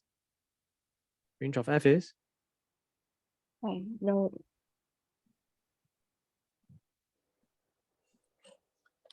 Huh? Huh? I thought it's domain. Yeah. This is domain of the F inverse. Domain of the F inverse, which equals to range of F. Correct or not? Also, my domain is wrong. Then here your domain is wrong. It should be a 1, I think. Oh. Right? You see the graph? It only starts from 1, the square root part. Square root x minus 1, it only starts from 1. If you start from 0, it means that you can allow 0.5. What happens when x equals 0.5 here? Think about it. Negative. Negative, square root negative. Can we have that? Cannot. Cannot, right? Then therefore it's definitely wrong. Should be a 1. You can check again. It should be equal to your domain is wrong. Your domain F inverse should always follow the range of F. So this one, you are just writing down you are just copying and pasting the domain of F itself, which is wrong. You should be copying the range of F. That's much better. Okay, I'll leave you to figure out on your own this part. Let me know if you got any more questions. For that, and then we're done. Okay, can. Sorry, rushing. Okay. I hope it's clear now. Yeah. Then that's all for today. What do you want to go through now? Let me just stop. What